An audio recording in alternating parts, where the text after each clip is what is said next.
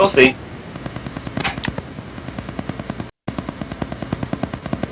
Oh, man. Okay.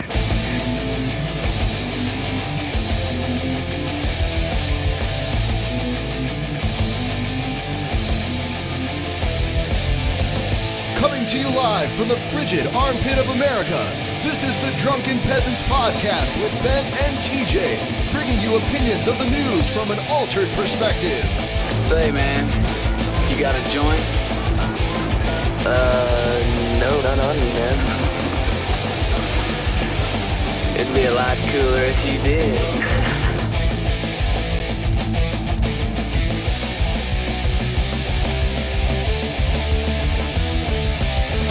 And now, here are your hosts, Ben and TJ. And Scotty. And Scotty. And Galen and Gman. Yes, we have Galen and Gman here. The Gman versus the Gay Land. Yeah, they're still muted, so I have to bring them. We muted them. All right. We muted the mutants. So now, yeah, it should be cool. So we just kind of threw this together last minute. We were talking to Gman and yeah, we don't know what we're doing, and my camera's not even focusing on me. Yeah, I know. Good. Can you pull it back? I think it's like zoomed in way too much. Yeah, I can do that. Pull it back. Pull the camera back. Pull the camera back now. What am I doing? Oh, it's a string. We're just supposed to lean way over here, I guess. No. Yes. I can fix that. Well, what are you trying to signal me to do then? Because I'm not smart enough to figure it out. Start talking to people while I fix talking that. to people. Are Galen and G-Man even in here? I don't hear Yes. them. I'm here. Galen, you there? Yes, I'm here. I'm here. Where are you? You're being uncharacteristically quiet. You need to be... Galen, before the show started, you said you were going to you could slaughter people at a moment's notice. Is that what you said? It's possible. You need to show evidence for that. I'm your evidence. You did say that. No, your personal experience still doesn't count as evidence for anyone else, G-Man. Well, then there's no hope for you then. No. Personal experience. There's no fucking hope of salvation. There's no hope at all. Dude, it's two G's, G-Man and Galen. I know. They have to to death now. We need more people with whose names begin with G on the show. My number one criticism of Western language games is the concept of hope. Okay. It's an act of foolishness. So, G-Man, what do you think about hope? Do you like hope? Do I like hope? Yes, I do. I love hope. You love hope? Yes, I do. Why do you love hope? I love hope because it gives you hope. Okay, Galen, would you like to respond? Galen likes hope if it's a stripper. How about that? Not really. Galen actually, for TJ's bachelor party, we all went, and Galen literally fell asleep. It was pretty funny. Yeah, he fell asleep in the strip club. I don't blame him. That was a horrible. That was a horrible time. Yeah. My bachelor party was the worst. That was the worst. That was awful. It was awful. You fell asleep in a strip joint? Trial by skank. I don't know. What? That's weird. Those were some very unattractive strippers, too. My stepdad took us to, like, the most low-rent strip club possible. Whoa. Which I advised him several times not to take them there, but he just did not listen. Is it zoomed in, or what is going on with that? I need you to fiddle fuck with it? Yeah. Fiddle fuck with it, TJ. Get in the chopper! Damn it. Move it a little. We are experiencing technical difficulties. Please stand by. We're not really, though. TJ just needs to move a camera. What the fuck? I don't know. I've moved it as far as I can. It's zoomed in too much. Okay. Well, fuck it then. Fuck your camera. Just zoom it the fuck out. Dude, anyway, G-Man, so you ran a marathon recently. How'd that go? Oh my God! Yes, I ran a marathon on Sunday. I ran 26.2 miles, and I have 3 blisters underneath my nails right now, and I'm still a little sore from it. Now I'm hungry. It'll fix itself. There you go, TJ. It was the New Jersey Marathon over in Long Branch, New Jersey. Crazy. I would die trying to run a marathon. people. If you watch the video, I was doing a lot of. Yeah, but you actually did the whole thing. How often did you stop? After mile 17, I started walking a little bit because of the blisters. One of them popped while I was running. And I needed water, water several times. I had to put on some run a bank. marathon, but the distance between my couch and my fridge can seem like one at times. No. I haven't run a marathon. Yes. Yeah, I haven't run a marathon, but It's taking the Oreo from the pack and putting it to his mouth. that counts as curling. My biceps are going to be huge. That counts as curling. Oreos are pretty heavy. Can I have permission to give someone a shout out? There's actually another atheist I want to give a shout out to. Yeah, shout them on out. another heretic. Cool. Lee Lemon. Guys, check her out. She has something called Lee Lemon Lifts, which she gives people fitness advice. She's a very interesting atheist, very down to earth. Check out her channel. Lee Lemon Lifts. Could you please say something critical of her? Oh, Lee Lemon? Oh, yeah. I disagree with her something. atheism. I disagree with her lack of a belief in the God or gods. Okay, then why are you recommending this person? Why am I recommending? Because she knows what she's talking about when it comes to fitness. When it comes to her atheism, that's her opinion. It's not actual factual information as far as I'm concerned. So okay. Yeah. I can talk about your atheism if you like, Galen. If you're an atheist. I would not open up even that can of worms. TJ doesn't even like doing that. He doesn't? No, Galen, we're here now to open the can of worms. So go ahead. No, we're not doing that today. Let's talk about your atheism. Peer pressure. What kind of atheist are you? Are you a weak chant doesn't work if only one person's doing it. Militant atheist, maple leaf atheist, leprechaun atheist? What kind of atheist are you? You can study that and find out. You should do some research. It's kind of hard to do that. If you just tell me what kind of atheist you are, then I can give you my opinion. Or I'm going to have to commit a sin and just put everybody in the same category. But I'm trying to avoid doing that. Well, if you don't want to be a contextualist, that's fine with me. All right, cool. So that just means you're a fallacy-ridden fool. So I mean, there are a lot.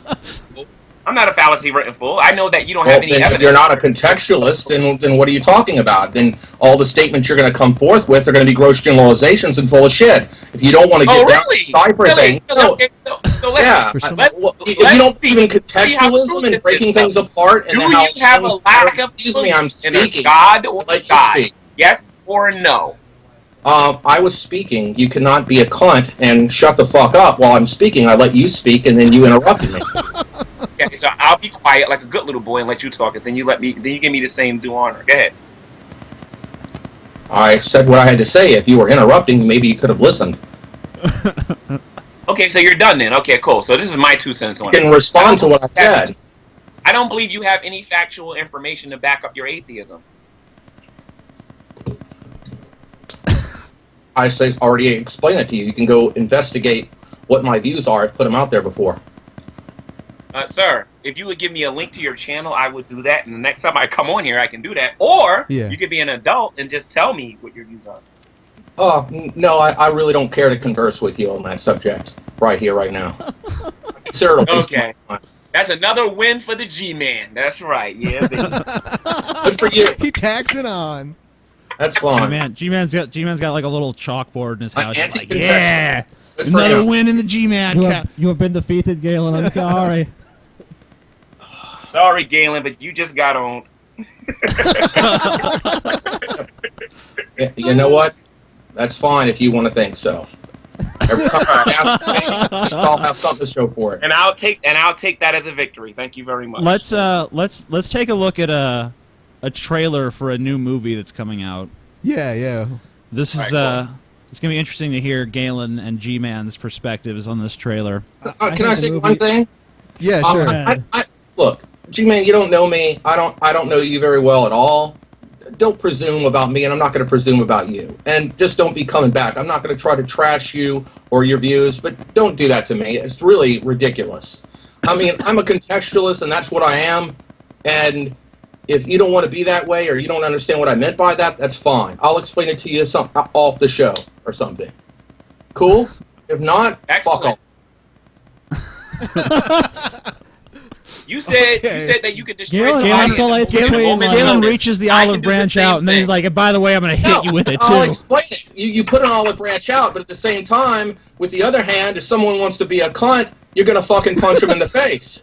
If they're going to continue, because you're not going to take shit and just roll over while someone does. Like G-Man, I think, if he felt surrounded by a bunch of what he would consider militant atheists, I would consider him. He's like, hey, I'll talk to you, but I'm also not going to want to just roll over. And so he's going to be aggressive, and he's being aggressive. So I can understand why he would be acting that way. I'm also on the Drunken Peasants podcast too, my friend. So how about we look at this video clip and actually give our opinions, huh? Cool, thank you. Let's do that. All right. Or the egg? One of the hardest things for a father is when it comes time to send his little girl off to college. Biology. Evil liberal college. Complex life forms evolved from simpler life forms. Hey, what do you think about Okay, let's pause it now. I have to explain to Galen and G-Man what's happening now. Okay, so there's a college professor, and he's holding up a rubber chicken and an egg, and he's like, complex life forms came from simpler life forms. And then there's a girl in the class who looks at him like, that's not what Jesus said. And they're playing the sappy, like, dun, dun, dun, dun, dun, Yeah. dun, dun. Hey guys, we need Jesus. So G-Man, what do you think about evolutionary biology? You want the truth, or do you want me to be nice? No, I Say don't what you're gonna say. fuck nice. This is the Drunken Peasants podcast. We don't fucking do nice. Yeah. This isn't the Hello Yeah. Kitty Okay, podcast. you asked for it then. I think All right, evolution go on. Lay on into is a bedtime story for adults. I think it's fictional information, and I don't think it's science. I think it's religion. That's my personal opinion about it. Jesus, and the Bible says that God created everything, and that's where I stand. I don't stand with the fact that evolution is actual science, because we don't have any scientific proof of this stuff or any observable evidence for it. But I'll save that for later. Well, what would you consider, like, okay, so obviously the evidence that exists now does not convince you, like the fossil record and like the genetic similarities between species and all that stuff. You're not convinced by that. So, like, let me ask you, what would it take to convince you that evolution happens? Well, if I can see a canine become a non-canine, that would convince me. What would the Macroevolution non-canine? is a fact. When would you stop calling it a Microevolution is a canine? fact. Macroevolution is a fairy tale. Microevolution becomes macroevolution over time. Right. I mean, the thing about, like, there's never going to be a day when there's not any one form that's like, this is the new species. It's a very gradual process. If something keeps changing on a micro scale, eventually that small change will become a macro change. Yeah, it's cumulative on a larger time scale. So how do you acknowledge microevolution but say that macroevolution doesn't exist? Like, how do you even make a distinction between those two things? You're really just talking about the same phenomena on a different time scale. Well, one of them takes faith and one of them doesn't, though. And the kind of faith that I'm referring to is the faith that, where you got the claim that we have no proof. If you're talking about somebody making a copy of themselves, a human being having another human being, yes, that's microevolution. But macroevolution, science is not about faith. That's the problem you keep running into here. But wouldn't you agree that even humans, even in observable history, have changed? Because evolution is a continuous process. Yes, I would say with skin color, maybe length of hair, maybe muscle tone, or something like that, but not from one type of a kind of an animal to what we would call primates and humans. Galen, do you have anything you want to add to this discussion before we move on with this trailer? What could I add? I don't know, Galen. You tell me. What could you add? I have no comment. I couldn't do that for myself. All right, let's proceed. She's one of the cutest freshmen we've seen. Just calling to get your topic for the October debate. I really like all of my instructors, especially my biology teacher, Professor Gman. He's a riot. The guy's an evolutionist, and there's nothing in the whole course about biblical creation as even a plausible alternative. All our public schools and universities teach evolution as the answer to the origins of life. Don't you think Professor Gman has some good concepts? He could be right. Have you ever seen that thing? So, Basically, They're now, idiots. now they're saying, like, now they have the romanticized Christian character that's like, he's an evolutionist, and the theory that Jesus did it isn't even presented as a viable alternative. We're being victimized in academia. I'm assuming that you agree with that narrative, G-Man. Yeah, yes, I believe that God created everything. But I mean, like, do you think that you know, in like a university setting, that, you know, like, should a biology professor be asked to teach the creationist worldview as well as evolution in order to, you know, let people see supposedly both sides of the issue? And all of these biology professors, by the way, believe that evolution happens. Yes, I do believe that. I believe that creation should be taught, and evolution should be taught like side by side, and the person listening should be smart enough to be able to decide for themselves which one they want to actually believe. Christianity is based on whatever evidence is presented. So do you think that chemists should also have to teach alchemy? That's a good one. Do you think that, you know, astrophysicists should still have to teach, like, astrology? I watched Full Metal Alchemist. I'm pretty much convinced alchemy did at one point exist. Someone prove me wrong on this point. I mean, like... I'm sorry, guys. When it comes to alchemy, I'm not that informed. So if you can actually explain to me a little bit what alchemy is. Alchemy was like a pseudoscience. It was like a pseudoscience. Kill me. I don't know how else to say it. Galen wants to die. It was basically something that came before we had a modern understanding of chemistry. Like, they believed, like, you could use, like, magic and turn, like, lead into gold. Yeah, it was like a pseudoscience based on mysticism or something. You could create a philosopher's stone, which would, you know, make you live forever. You could turn lead into gold and stuff like that too. No, I don't think that stuff should be taught. No, because that doesn't even sound like. That sounds like something that goes creeping, bumping in the night or something. That doesn't sound like factual information. Right. It's just amazing to me how that's so apparent to you, but then when I ask you if creationism and evolution should be taught side by side, it's like, well, obviously they should be, because they're both just as viable. Well, according to you, the creationist story is more viable. Yeah, it makes more sense to me. It actually takes more faith for me to buy into evolution than it does for me to believe in the creation. Why would you say that? Why would you say that is? No, like, there's real physical evidence of evolution. Right, like to me, the fact that there actually is evidence would be a big leg up for evolution. Whereas I really don't see what the evidence is for Scripture being true. I don't know how much time I'm going to have to talk about this, but the reason why I would say that it would take more faith to believe in evolution is because of the agendas that's out there. I think evolution is being taught because they want a world without God. I don't think it's being taught that they actually believe this stuff. And then two, evolution is something that's supposed to be ongoing, and it never stops. It never ends. And every time I ask somebody the question, what is the next step to human evolution? How could what we do they know? say? How could we know? It's God. Galen, what do you think the next step in human evolution There's is? no way we could know that. Well, I think we're already at Homo ignoramus, so. Where are we headed next? Just death?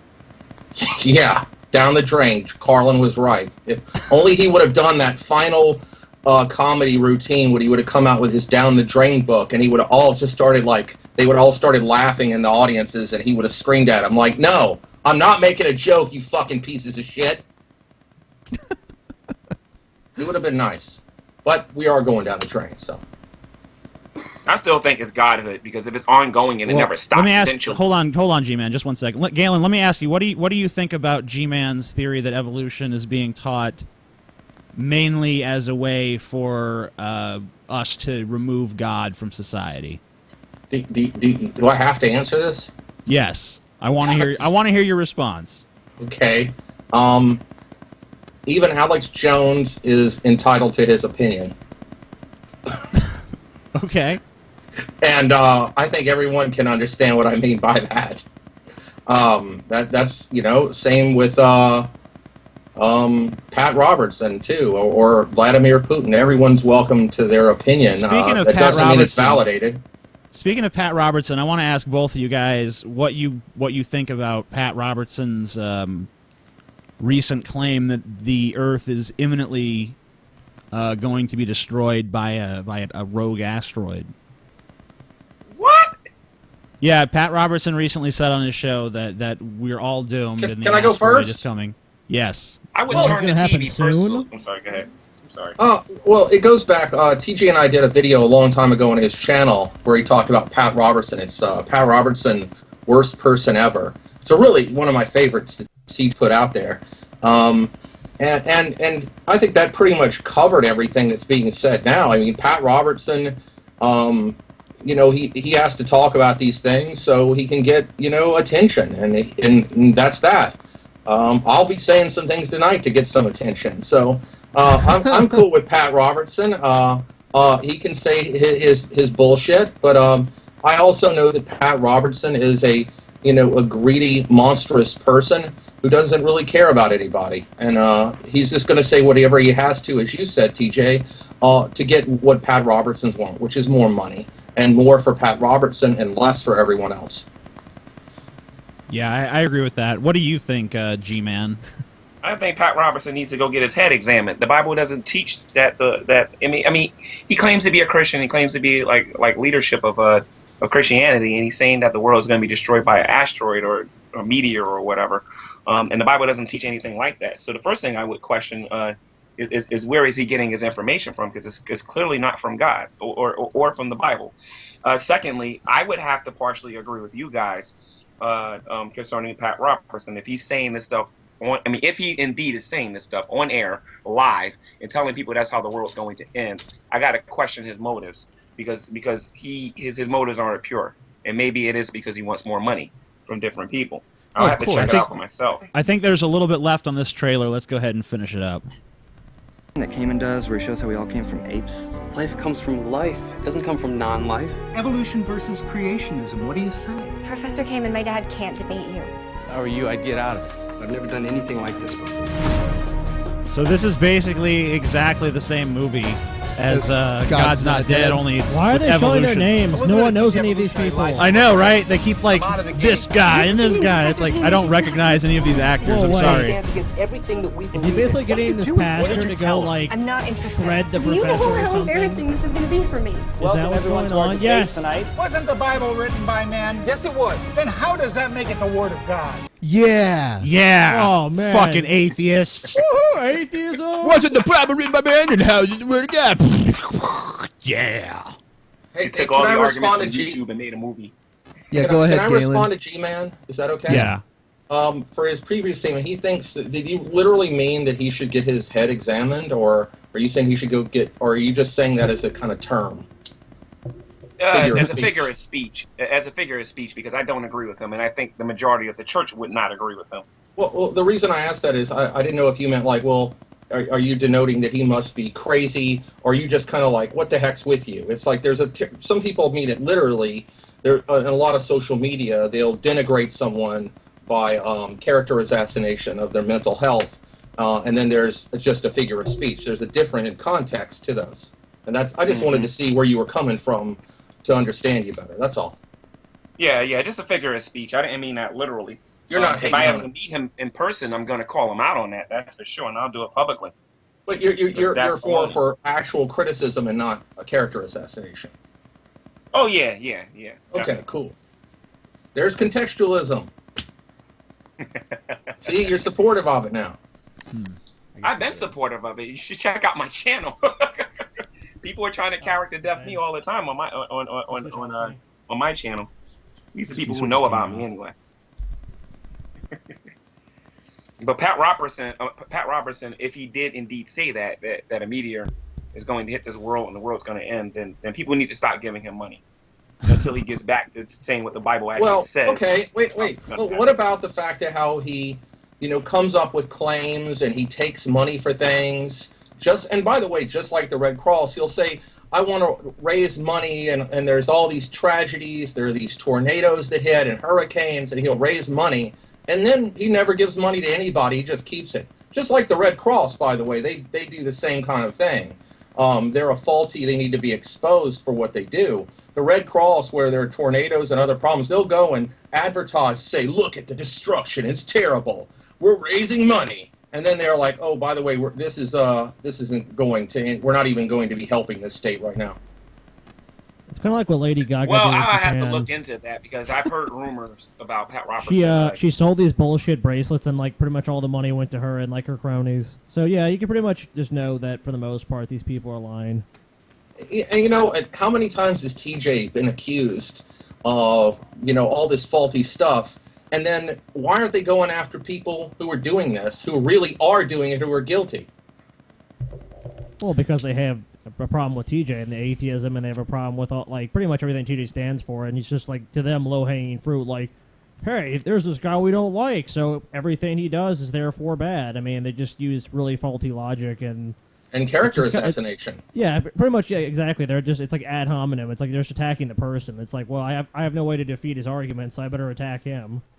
Yeah, good old straw. Well, I have a question, and I hope the Amazing Atheist doesn't get upset by this. But I watched a few of his videos, and I really don't know what you stand for. I mean, I know you're an atheist, so I can guess with some basic things. But what do you stand for? Because most of your stuff is comedy on YouTube. What do I stand for? Yeah, what do you mean? For some good food. Rights. It's kind of stand up and go get some good food. Oh no, that's for sure. I do like food, but I don't know. I mean, like, that's kind of a very broad, open-ended question. So I mean, it's kind of hard. I can say it for another day. It's just kind of hard to know, like off the cuff, like, oh, what do you stand for? I mean, I don't know. TJ stands for blunts, bitches, and big screen TJ, can I TVs. further that question with another one? Yeah, go ahead, Galen. What do you stand against? That's easier to answer. That's much easier to answer. I think that my entire channel is pretty much a monument to things I stand against, though. So, I guess if you want to know what I stand for, just go to my channel, watch every video, write down a list of things I stand against, and whatever's not on the list, I probably stand for. Yep. Okay. It sounds simple enough. The negation is the essence of the positive. There you go, Galen. You always got to say it better than everyone else, don't you? Yes, I do. All right. So so you guys want to move on from this trailer? I think that no one's even paying attention to it anymore. What is the name of this trailer? What is it for?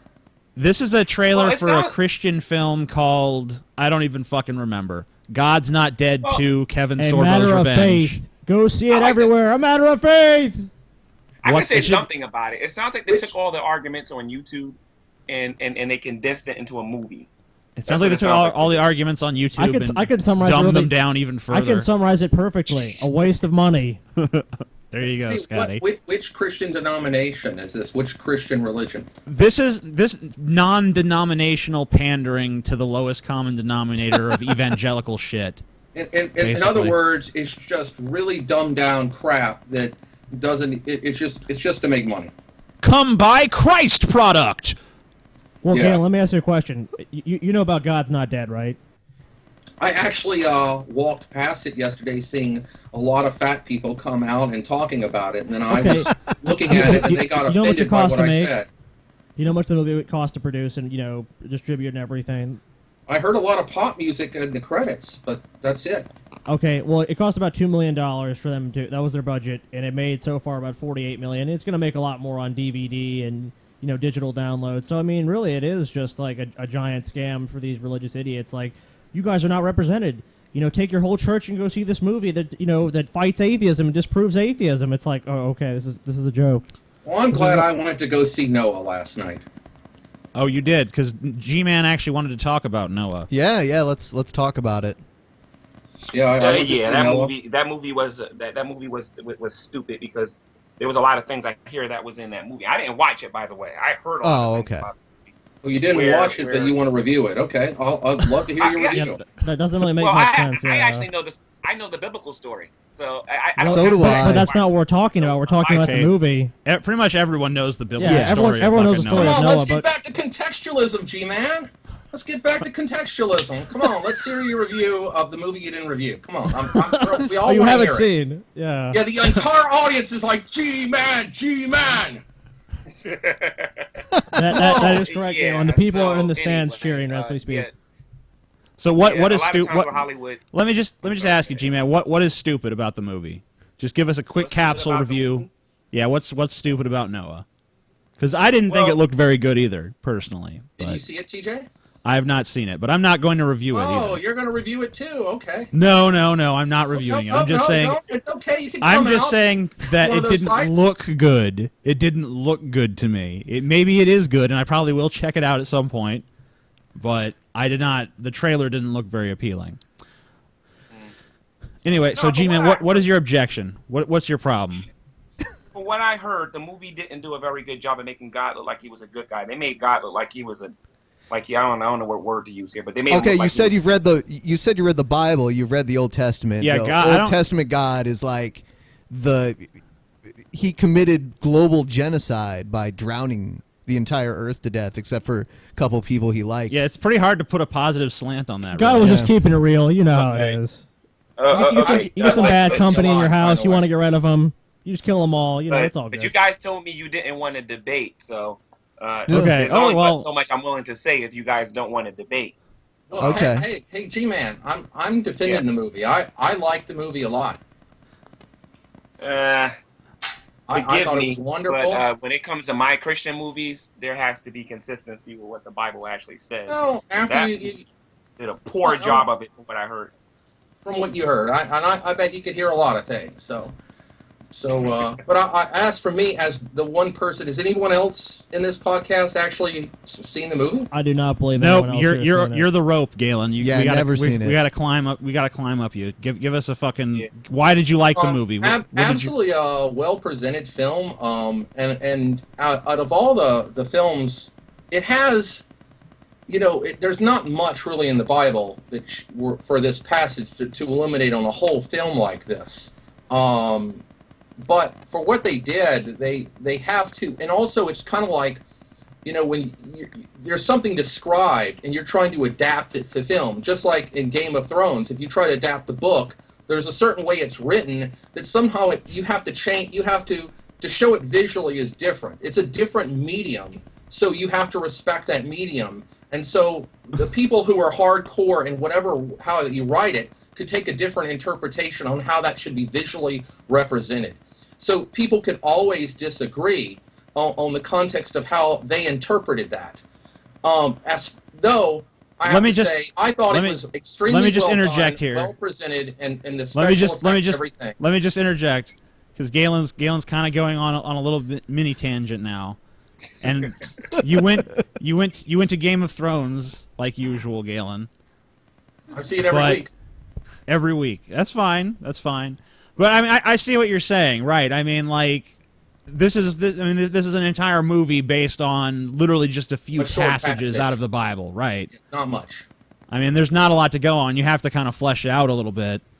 And I mean, really, when you look at the story like I do as mythology, then it kind of makes sense that you update stories, that you change them in the telling, because that's part of oral tradition, is adding your own flourishes and And as discovering mythology presented on film, it's well done. You would like it, I think. I think you would actually give it at least 3 or 4 stars. I'll probably check it out at some point. What else do we have story-wise that we want to get into here? We got some other stupid shit. Other stupid shit. Yeah. Let's see. Let's talk about next on the Drunken Peasants podcast. Some stupid shit. This will be good because Galen likes the person I'm about to play. Dude, I'm a Pokemon. Scotty evolved into a chair. That's like my final form. Here we go. It's okay to be cool with gay people. Controversial.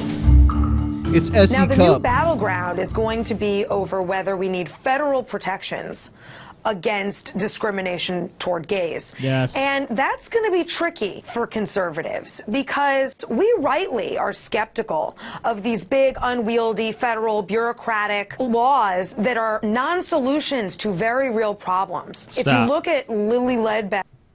I want Galen to respond to everything that's going on right now. I'll respond. Just play the whole thing, and I'll go all out against her on this one, for once. Okay. All right.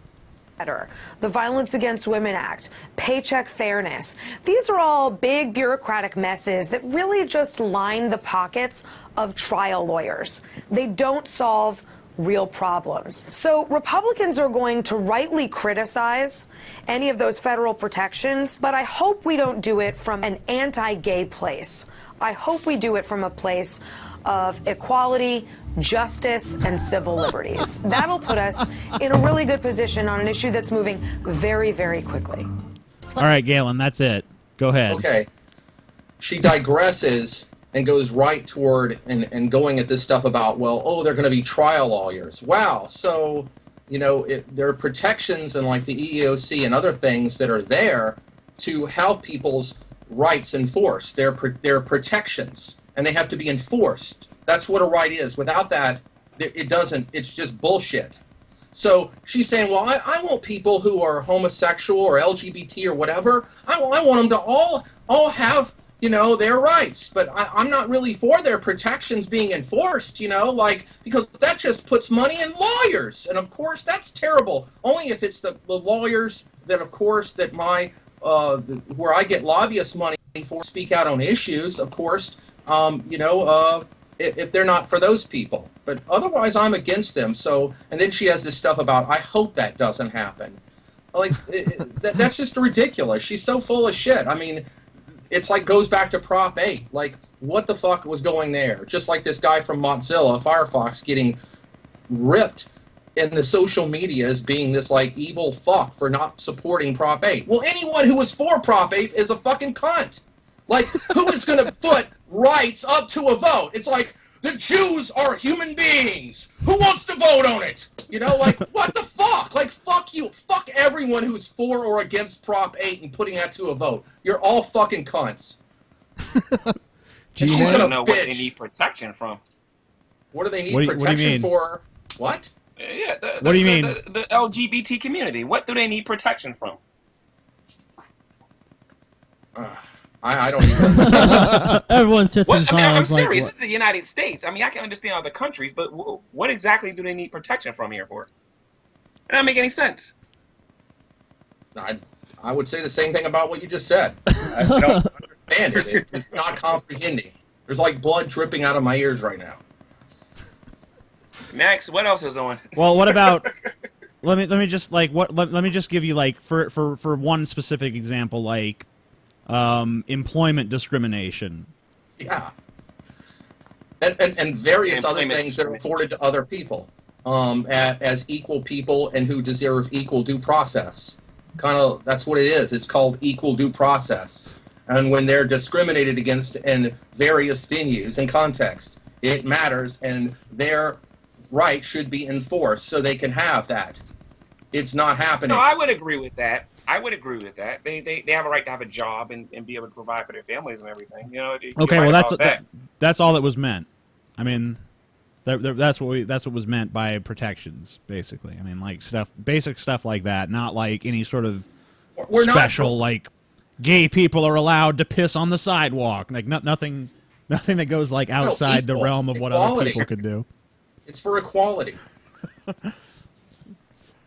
Well, I guess it depends how you define equality. But if you're talking about like jobs and being able to get welfare and stuff like that, then yeah, then I would agree that they should have like rules and whatnot. Equality means equal under the law. That's what we're saying. That's what equality means in a legal sense. I mean, not in a legal sense, but that's what we're talking about. Well, I can agree with that though. So I there you go then. There we go. If they're talking about like making pastors marry them and whatnot, then we got a problem then. But Well, who said a pastor has to marry him? Yeah, that's really a private matter. So I mean, I don't think anyone should be forced to marry someone if they don't want to. But should Gman? I agree with you. Yes. Gman, I just want to ask you, since you're black and everything, would you say that if a pastor should have the right to not marry an interracial couple if he was against that? Interracial couple? Ask him that. I would say the pastor should do it. The pastor should do it because he has no scripture whatsoever to back it up. It's one thing to have a personal conviction. It's another thing when you claim you're a Christian. So why? So basically, you think that religion should have rights that normal other beliefs don't have? No, I don't think that. I think that if a person has a religious belief, what you said concerning interracial marriage and whatnot, then that person needs to back it up with the Bible. But when it comes to homosexual marriage, the Bible is pretty clear about what it says. That homosexuality is an abomination to God. That's not what I'm saying. I'm saying, why should society respect what the Bible says? I mean, that's just an opinion. It's not so much that society should respect what the Bible says. It's the people that practice what the Bible teaches that they need to respect. I mean, obviously, the atheist community have things that they believe that I disagree with, but I have to respect them to a certain degree. I can't violate their rights. They have the right to argue against what I believe, to speak against what I believe, and they have certain rights, and I can't say nothing against that. Just like I have the right to be able to, to speak against, things that atheists say on YouTube and things of that nature. Okay. Yeah. I just wanted to say that, just to make sure, like, that your audience don't think I'm being like a hypocrite or anything like that. I'm just eating a pizza right now. Okay. We're at the moment at a standstill. There's nothing. Yeah, it's live. This is live. We give 0.2 fucks about professionalism, apparently. Which, who cares? It's a show. If they don't like it, too damn bad. All right. And by the way, rest in peace, Bob Hoskins. Yes. Yeah, Bob Hoskins was awesome. Yeah, I love Bob Hoskins. He was Mario. His best role of all. Okay, well, fuck you. I had to point that out. Jesus, why would you do that? He's dead. It's not hurting him anyways.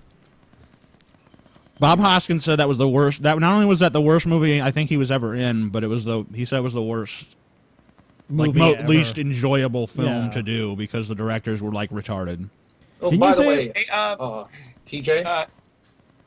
Yeah. Amazing Atheist. Are you the most popular atheist on YouTube, or is it Richard Dawkins or somebody else? I have no idea. It's TJ. Yeah, that's what I kind of figured, because I was looking at Thunderfoot's at his subscribers. I think the Amazing Atheist has more. I just want to point out that there are a lot of differences between TJ and Richard Dawkins. Oh yeah, definitely. TJ's like, wait. I mean that in a good way toward TJ. I'm very critical of Richard Dawkins. I'm extremely critical of Richard Dawkins. Oh, okay. I'm even more so of Sam Harris, but we don't want to even open up that can of hell. Go ahead, do it, Galen. Piss the atheist community off. Do it. Do it. Oh, I just want to this pizza. I want to invite you, TJ. Danny is making a video review of Noah film, and then she's going to do a second video, which is going to be a Google chat, and I'm going to invite you to come see it. If you could go see this week, if possible, go see Noah, so we could do that. Okay, I'll try. Okay. Yeah, Amazing Atheist. I hope you don't get mad, Ben. I hope you don't get mad with me saying this, but guys, May 1st, don't forget my new rap's coming out. It will be out on my channel tomorrow. Are you gonna add a verse about Galen? Good. No, but I got one about I think it's the Amazing TJ and let me check here real quick. I think it's TJ and Ben. I mentioned. Can you tell? Can you read us the line about ourselves? Oh no, I can't do that. Come on, you gotta give us a little sneak preview, dude. Little sneak preview. All right, give me a second. Hold on. Awesome. Oh boy. Okay. We won't do it. Okay. I said something about Richard Dawkins. I can do that one for you. Hold on.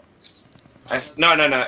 Okay, yeah, about Richard Dawkins. This is what I said about him. I said that Dawkins is a liar with 8/8 vision, keeping you blind by blaming religion. So that's what you're gonna get. I like that. I actually like that. I knew he would like it. Yeah, that culturally biased fuckhead. That's and what I Amazing think Atheist, I hope you got a sense of humor, man, because this is a rap video this time. It's not pictures. So I have a video of you on there. So I hope you got a sense of humor, man, because I saw your little picture of me with the Gman and the Masters of Stupidity. All right, so yeah, I just hope you got a sense of humor, man. That was fan art. Yeah, our fans made that for us because we kept going. G-Man and the Masters of Stupidity. Hey, G-Man, what's your Twitter account? I don't have a Twitter account. I'm working on starting a Facebook. My YouTube channel, you can find me on YouTube by going to XX0054. That's the fastest way to find me. Okay.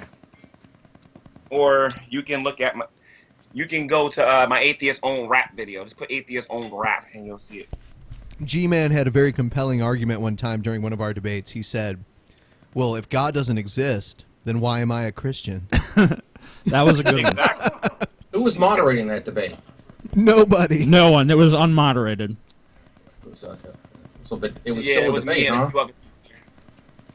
It was a real debate. Yeah, right. I know, but I do have to compliment you guys, and I want to do this on air in public. You know, the first time I met you guys, it's my first time ever talking to you guys. I thought you guys was a bunch of brain dead morons. You, Ben, and TJ, and all you guys and whatnot. Scotty! You know, I got respect for you now, obviously, from the last time I spoke to you. A lot of people on YouTube say they don't like you because they don't believe that you guys can be intellectual, but I couldn't tell the last time I was on here. Well, I'm the dumbest one in here. I am fucking stupid. I got I'm buck-toothed and a moron. I mean, I don't read. I'm illiterate, and I don't even own a book. Okay, Galen. For the funny thing, if you guys have ever seen an episode of Hoarding Buried Alive or Hoarders, that's kind of like Galen, but it's entirely books. You like trip over books in Galen's house. Yes, and you But find apparently they're just decoration. He can't actually read them. He just thinks they look pretty. He likes to flip the pages. When you say a lot of people say they don't like us and TJ and whoever, who are these lot of people that you speak of? Yeah, who are they? I'd be happy to talk about this. Comment section. There are some atheists. I'm surprised that tell me this sometimes. They will be like, well, you know, that you guys name names. You get on here, you just do comedy routines. You're not very serious. You don't debate anybody. You don't. I grant them audience. Bring them before me. Well, one of the ways that the amazing atheist can save face is if he thinks I'm too little and I'm a nobody, he doesn't have to debate me. But I do recommend that he debate somebody someday, and do it soon. He'll probably debate me. Yeah, I'll debate Galen. I would love to debate the amazing atheist on evidence. On what kind of evidence? What atheist wants to debate him? Who are these people? These the militant jackasses who are radical feminists? Who are these people who hate him? Because that's the usual Atheism crowd. Plus. I can do a video on my channel one day. And PZ Myers, you want to, you know, I don't think he has the balls. I think he probably already cut them off. Amazing atheist. How come you never debated like like Kurt Cameron or somebody, or like one of these because big he'd punch Kurt Cameron. He'd punch him, and it wouldn't go well. Would I just punch him? Do you think? Yeah, probably. I'd just be like, "Fuck you, Kurt Cameron." Whap. He has had discussions. It's not always a debate, but TJ has, you know, has a video up on his channel with Shirley Phelps Roper. Oh yeah, when he calls the Westboro Baptist Church, I think. Yeah, she's always very hospitable and nice. I don't mind her. She was a very no, she is. Like, if you communicate with her, she's very outgoing to have a discussion, and she'll go out of her way. Like, she sent me a bunch of material and wrote back and forth. A lot of people are not very nice when it comes to just, hey, I would like to have a discussion with you. They don't really give a shit. They're just rude, like, fuck you. She will go out of her way to have a discussion. Which brings me back to my original point, TJ. How would you like to have a debate on evidence? On what kind of evidence should be able to convince someone that a deity would exist? I mean, if you think that's boring, we can do something else. Well, I want you to get a champion, and TJ will get his champion. How's that? You want me to get a champ? No, I don't know about that. It's kind of like, you know, it's a trial by argumentative combat. You know, you get your champion, and you'll sit over there, and we'll let justice be done. Amazing atheist, is that what you want? Because the last time I did that, you banned them from your program. What now? Because I got friends like True Empiricism. True Empiricism. True Empiricism. True Empiricism is like nails on a chalkboard, fucking getting a catheter shoved down your dick. Torturous to listen to. Well, why don't you debate them then? this is why I don't debate him. Why would we bother? This is why I don't debate him, Pointless. because he and Nephilim Free have this interesting tactic where they ask you a question and you answer it, and then they say, "You never answered my question." And it's like, I did answer your question. No, you didn't. You've avoided my question. Yeah, you don't agree with me, therefore you did not answer the question. Okay. So what you can do is this. You can get your moderator, and you can set certain rules, and you can say, you know what? If this happens, it's an automatic disqualification, and you win. You can do something like that. Why the debate's not about winning, it's about presenting an argument and letting people decide for themselves. Like, what is the debate to be had about evidence? I don't really understand that. Okay. Here's the thing. A lot of people on YouTube in the scientific community says that there is no evidence whatsoever for the existence of God. I disagree with that. I believe there's plenty of evidence. The problem is that the scientific community doesn't think it's good evidence, and I disagree with that too. That's why I want to debate somebody like you. Give me an example of good evidence for God that the scientific community ignores, and tell me why it's good. Any evidence that would convince someone that God exists. And the reason why it's ignored is because particular doesn't individual... that kind of just leaves it up to human subjectivity, though? I mean, like, I could convince people of a lot of things with bad arguments. Like, if I was a con artist, I could convince people that if they give me $10,000, I'm going to give them $50,000 back in 3 weeks. I mean, just because you can pull the wool over someone's eyes, that's not really good evidence. I mean, people can be convinced of anything based on any fucking line of reasoning. I mean, people are gullible, stupid fucks. Right.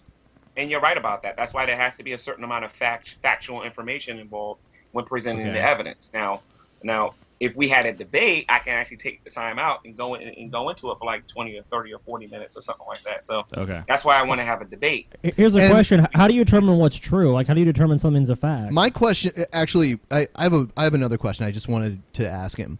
Would you just be trying to prove the evidence for any God or your God? My God.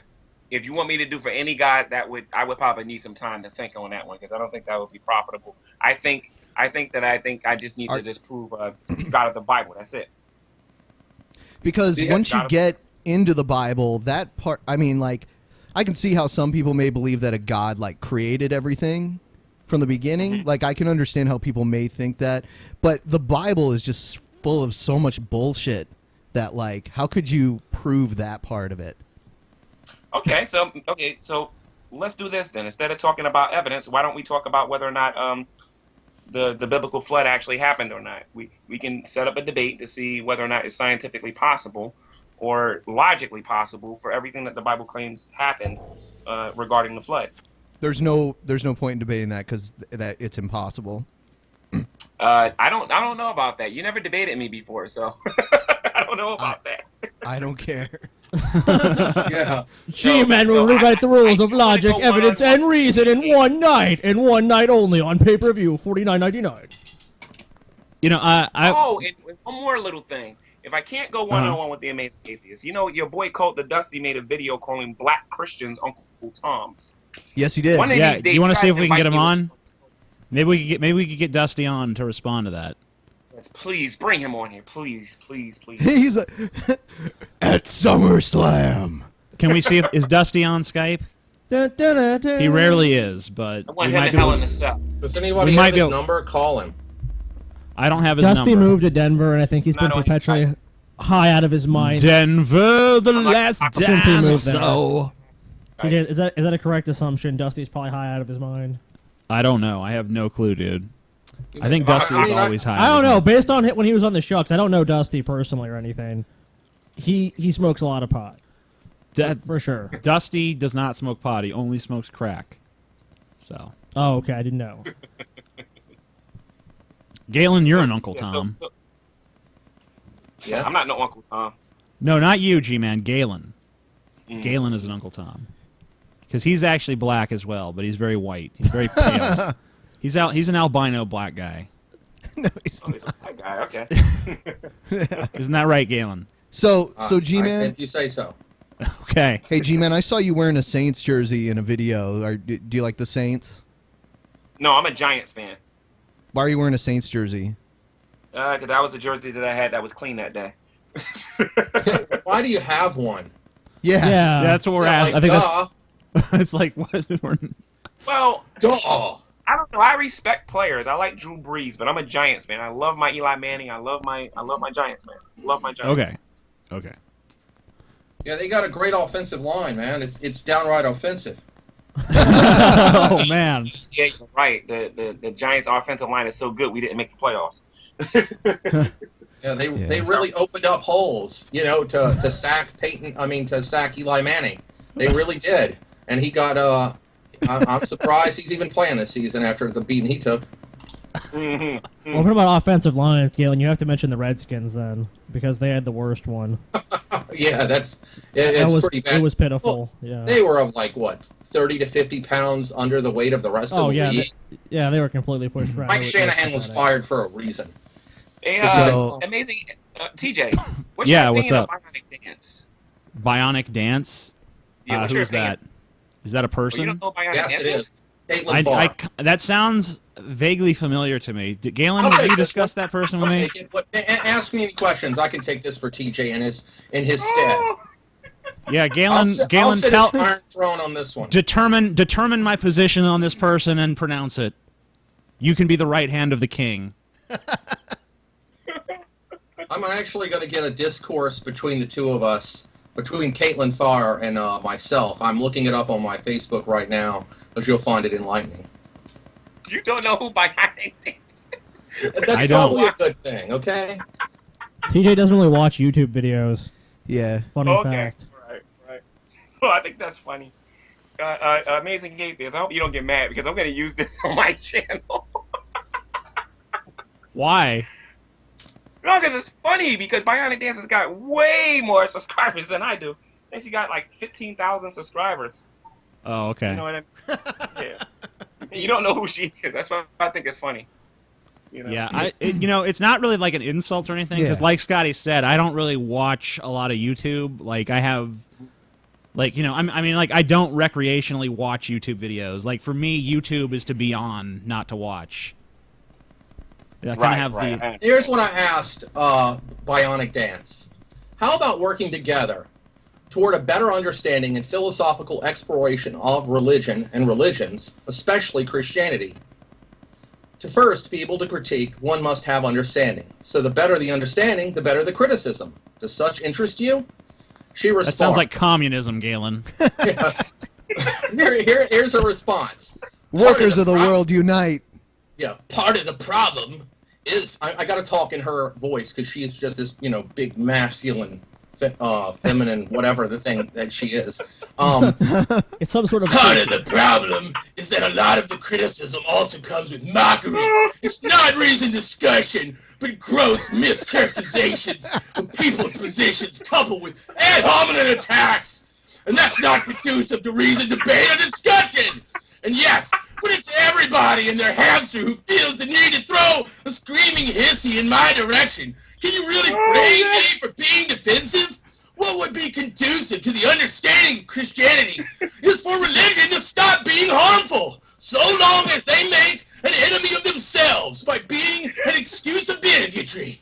Understanding is a very low priority, frankly. A very remote possibility at best.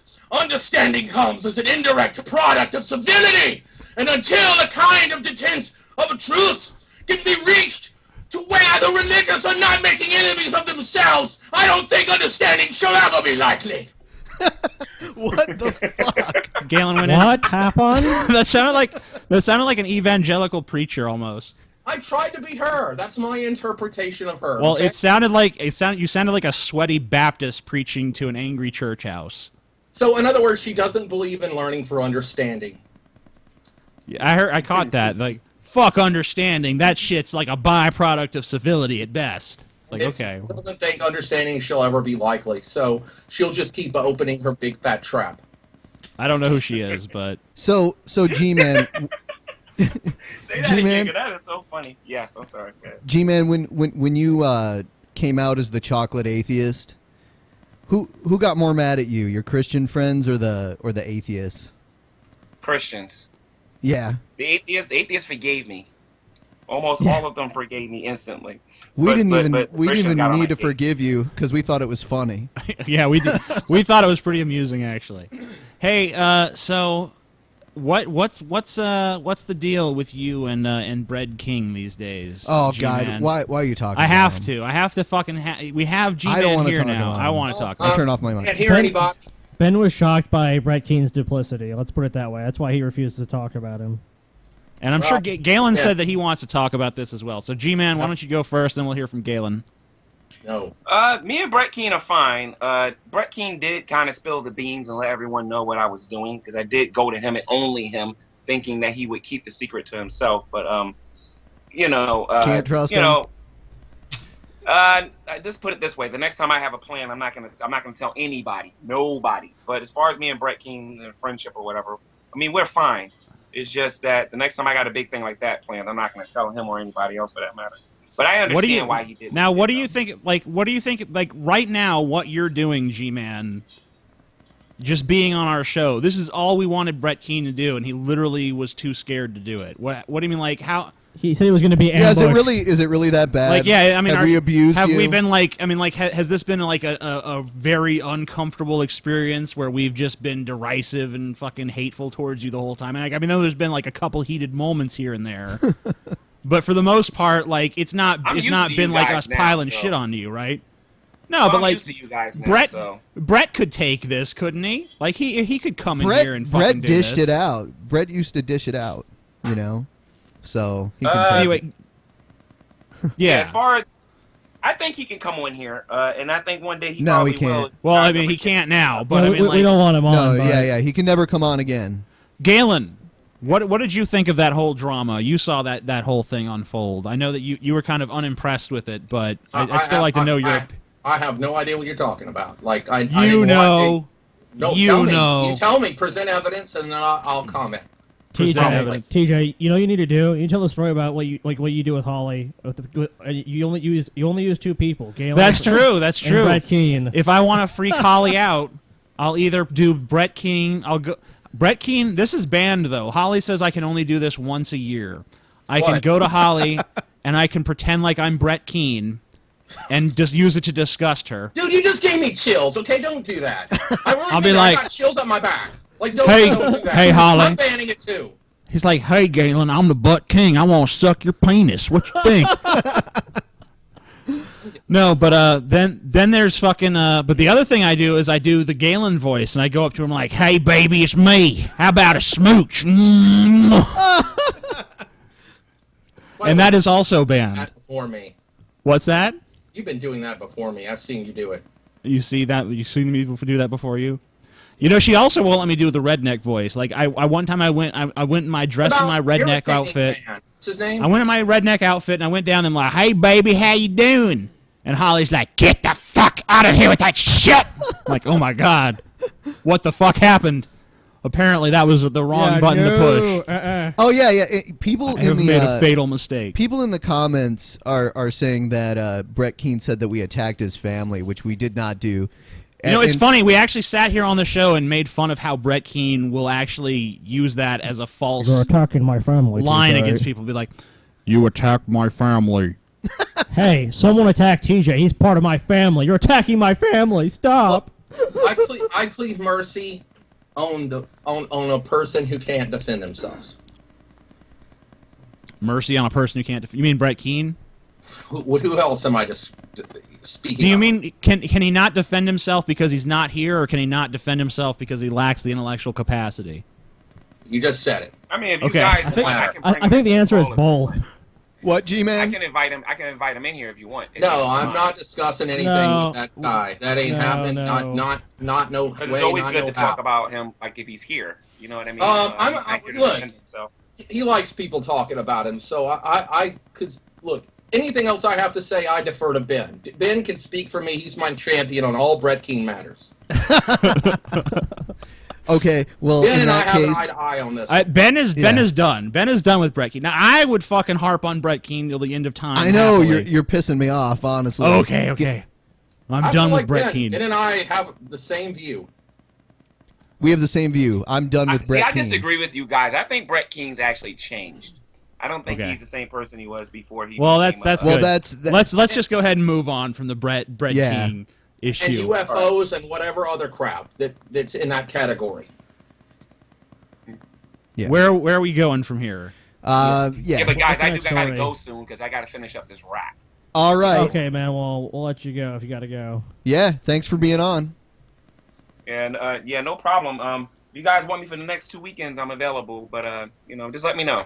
Man, you're All gonna right, G-Man. you're gonna miss our later call-in show with everyone where they have the guessing game. The Guessing game. What's that? They get to guess about the mystery atheist. And Oh, now all the mystery fans, just there's going to be on this show later. You're going to get to call in. TJ should have told Ben about this already. If he didn't, well, I guess I'll tell everyone. I haven't even approved this yet. No, well, he has approved it. He said so on the phone. No, he said he liked this. So it's pretty funny, but I don't know if we should actually do that, Galen. I just- do. It's we a bad. can't do it? It's just a can of worms. I don't know if we want to open. Views of Galen Hall do not necessarily reflect the views of the Drunken Peasants and it's podcast. a great way to play with it. Come Okay. on. Is that a yes? We'll see, Galen. We'll see. Should I say what it is or no? Sure, go Go ahead. ahead and say it, Galen. I got a yes. Guys, want to see a heated moment. You invite Colt the Dusty in here about this whole black Christians being. We tried to write him. He has not responded to us. Dusty is off smoking weed. Well, when he's done smoking his weed, tell him I want to talk to him, and also about Christians being terrorists too. I want to talk to him about that too. I invite. We'll try to set something up, dude. You will get a different G-Man when he's in here. I promise you that. Okay. Wow. Oh, I hope we get a different. G-Man has issued a challenge to Cult of Dusty at SummerSlam. All right. Would you See guys you like later, to hear my G-Man. Hulk Hogan impersonation? Okay, yeah. Yeah, do it. All right, here we go. And what you gonna do when Hulkamania runs wall on you, brother? That was actually pretty good. It's pretty good. All right, man. All right, G-Man's gone. G-Man. I think we still have Galen, right? Galen? Galen, can you hear us? Galen, can you hear me? I don't think he's there. That's all right. We'll just call him back. again. This is a very strange episode. Yeah, it is.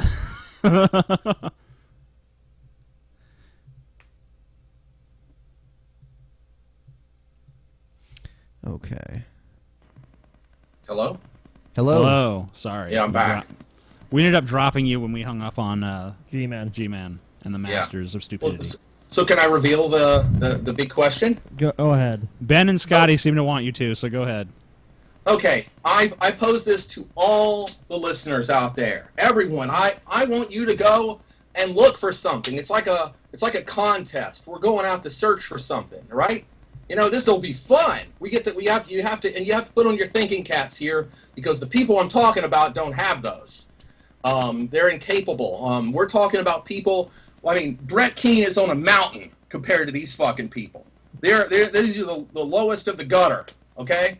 And his name is Peasy Myers, and Scotty really loves this guy,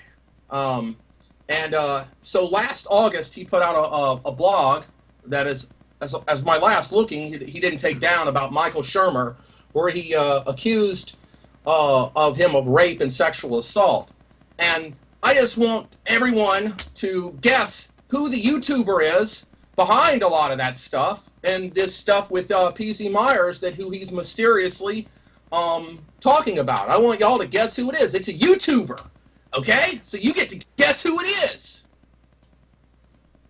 PewDiePie. So I want the audience to guess who it is. If you want to call in later and you have some guesses, you can send them in and we'll have you on. And I will answer to the ones you guess. I'm guessing it was PewDiePie and Smosh's love child. That's what I'm going to guess. Well, Scotty has his guess.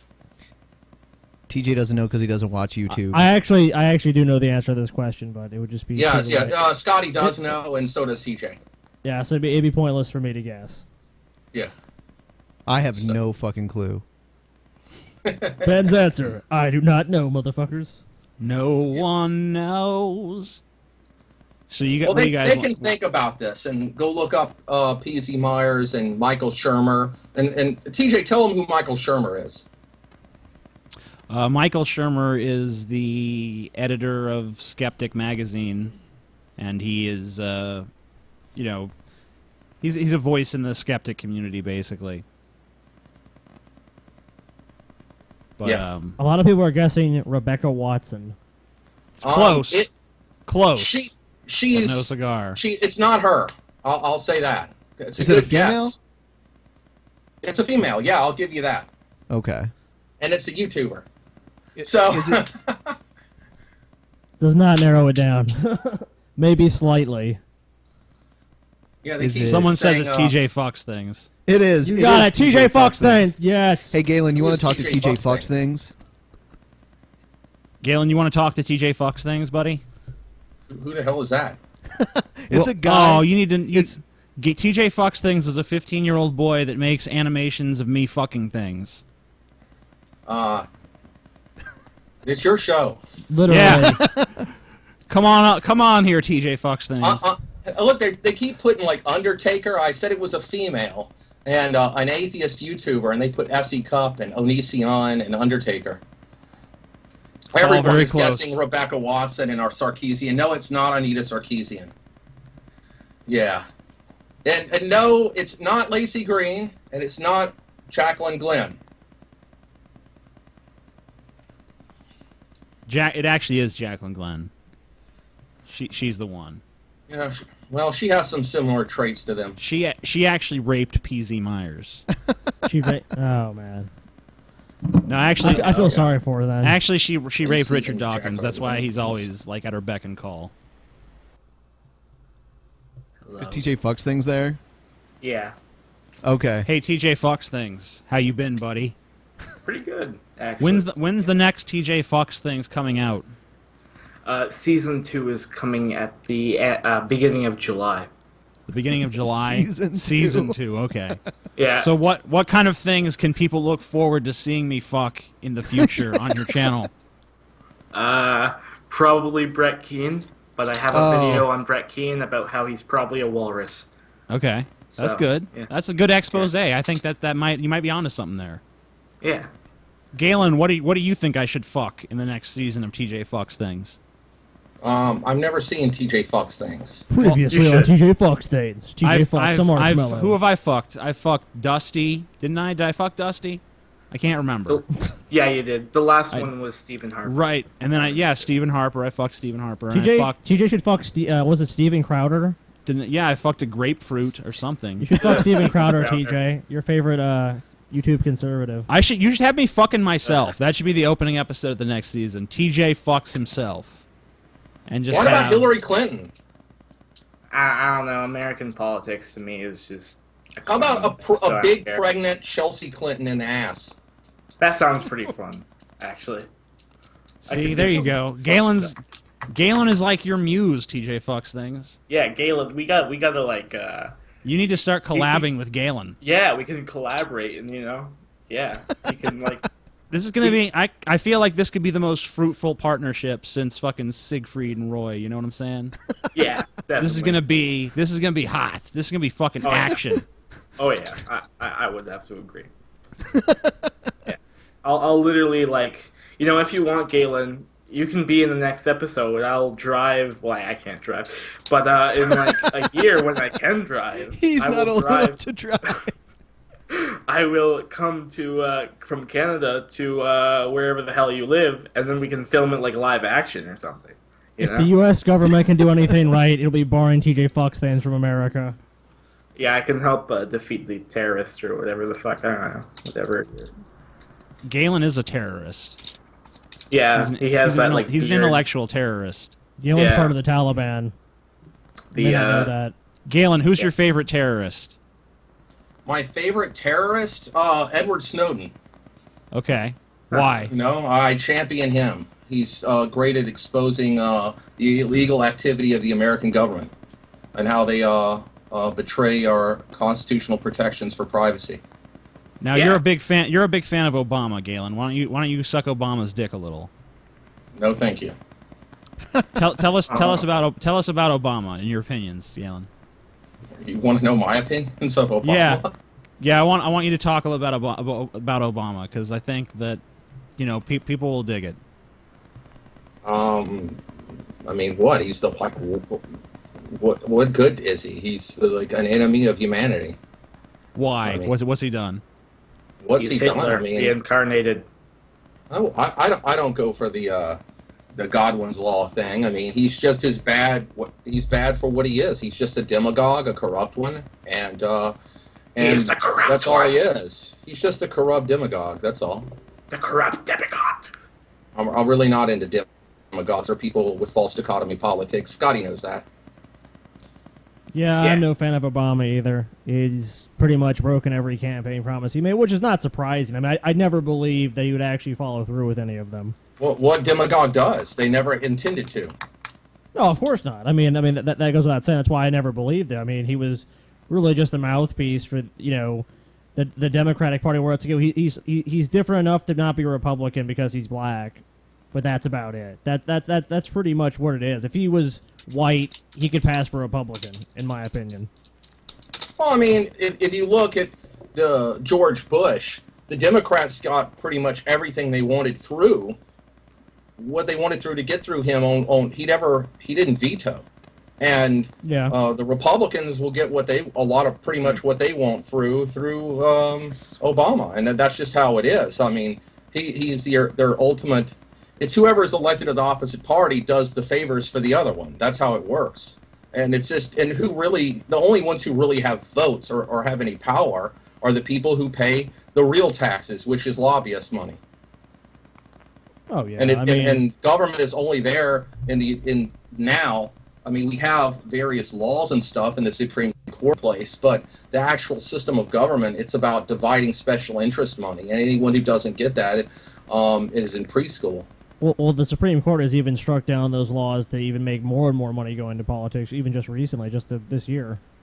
Yeah, and it's that part of those are aspects of looking at money as speech. And I have to give the court one thing. They are extremely defensive of freedom of speech, but in the wrong manner here, I would have to say. I mean, you have to remember that Scalia, as much as people don't like him, he was the one who fought the Clintons and Janet Reno when the Reno versus the ACLU, in which they tried to censor the internet, and we wouldn't have what we're talking through right now if that case would have failed.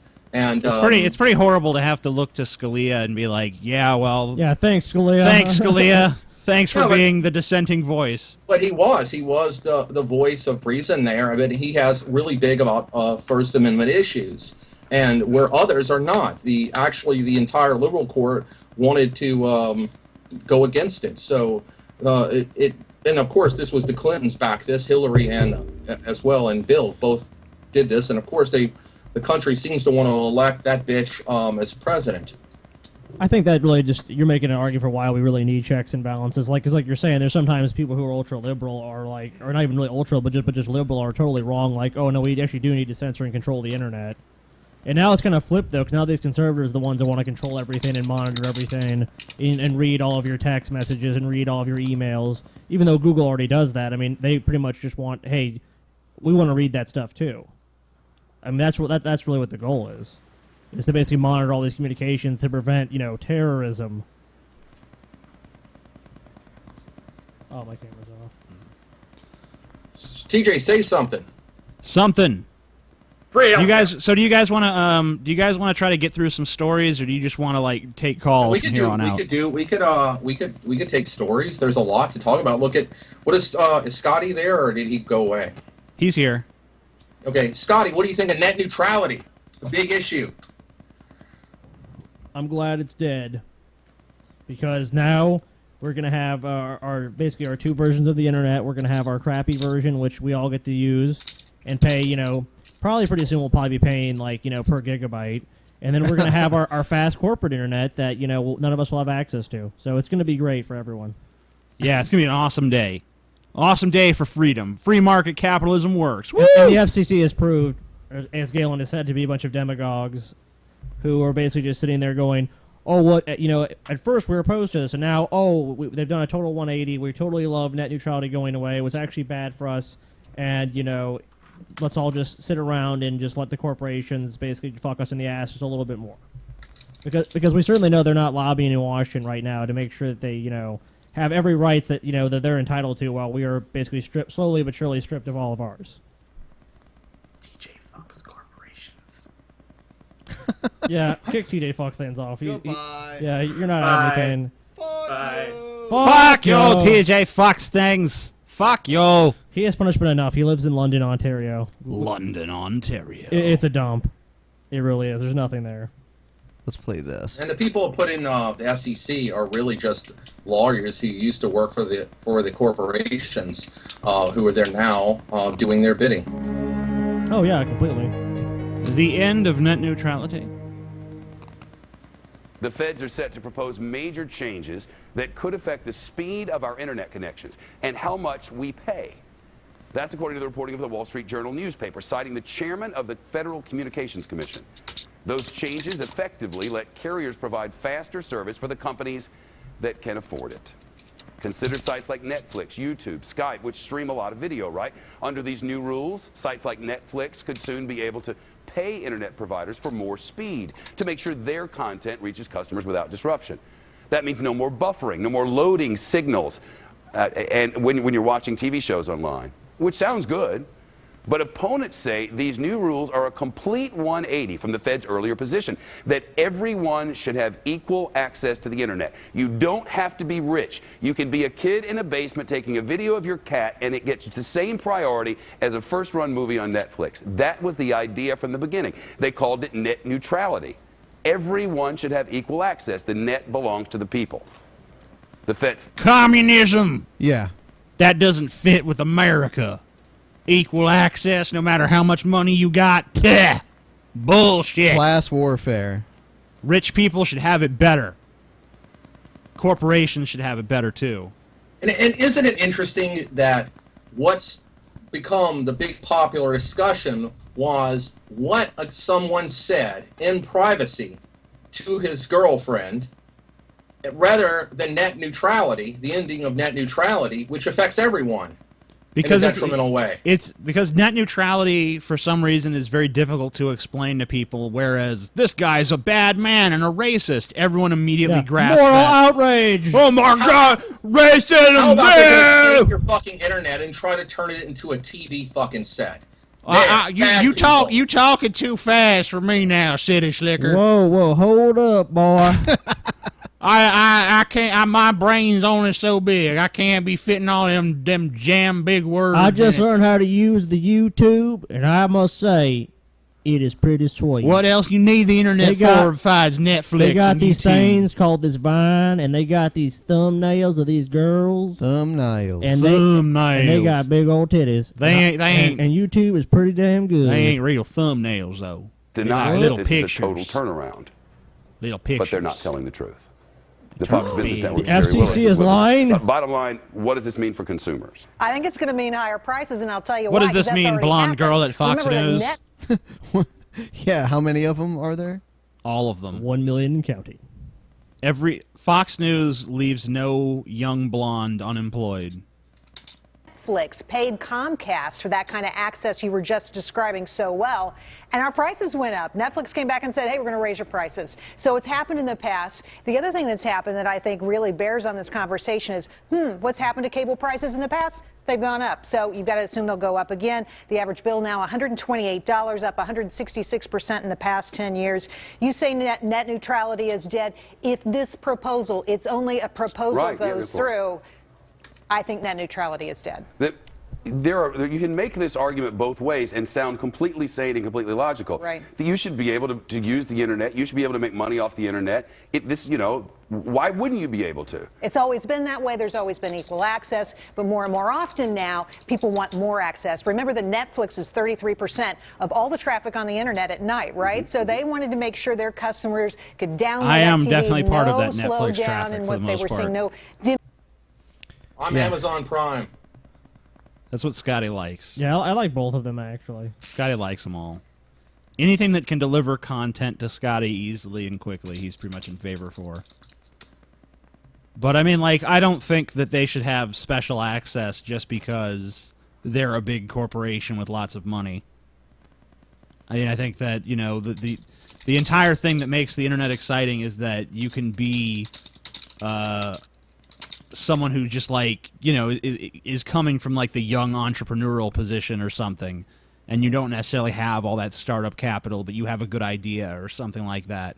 I mean, that's always been a strength, and now, basically that's going to be jeopardized tremendously. Well, look at all these apps that have come out, like WhatsApp, and even when Facebook and Google came about, it was because they had a chance. If a bunch of big corporations like Microsoft had already basically just been there, like, oh, we can lock these people out of the market, they would have done it. We'd all still be using Internet Explorer. Galen, we can hear you typing over there, buddy. I'm in the chat. Somebody click. You're talking to the people in the chat room? Yeah, now someone just guessed, was it Karen Stolzman or Matt Dillahunty? I said it was not a male, so Matt Dillahunty is ruled out. The person I'm speaking about is a YouTuber, so that rules out Karen. I don't believe she has a YouTube account. People are not too good at people are not really getting this criteria too well. See, this is why you can't explain net neutrality, because they can't even understand, like, okay, here are the clues. It's a YouTuber. Whoa. It's a female. Well, someone in the chat said Hulu Plus is basically better. Hulu Plus is better than what? Hulu Plus sucks because you have to pay for it, then you still have to watch fucking commercials. You're banned for promoting something that you have to pay for and still has commercials. That's just like TV. Hulu Plus, like if Hulu Plus wants me to pay, you got to remove the commercials. I don't even care if they make me pay more. Like if you want to charge me more money, but there's no commercials, I'll consider that.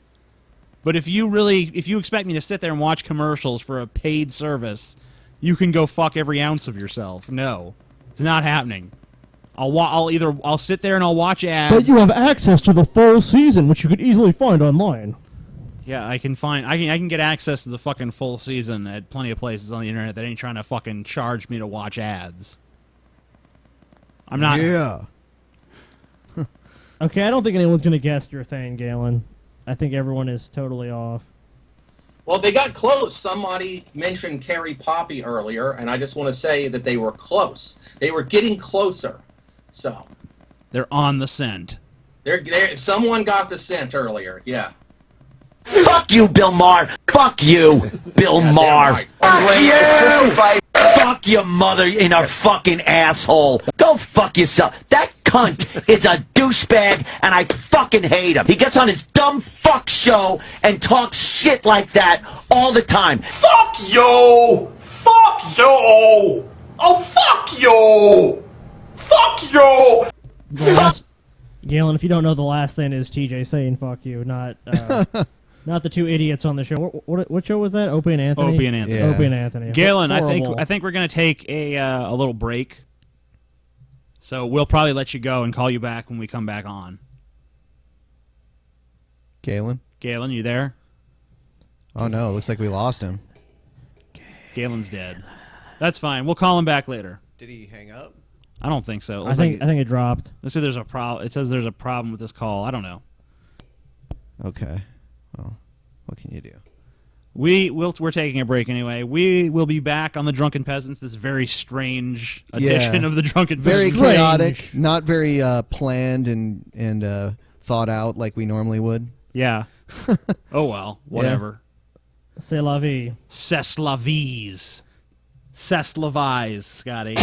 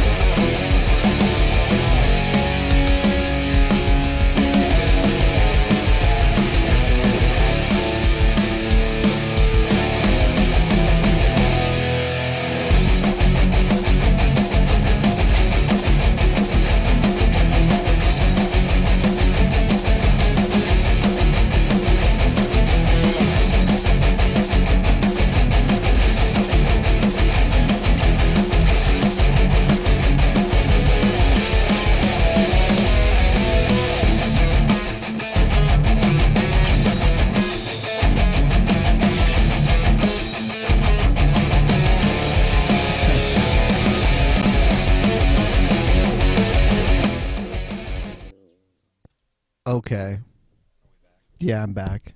Guess who's back? Back again. Yes, you TJ's are. back. Tell a friend. What? What'd I do? Yeah. We're back, I guess. So, someone said Death Note was good, but only the first half. So, I'm assuming once L is dead, which ruins the show if you haven't seen it, you don't like the show anymore. Spoiler alert.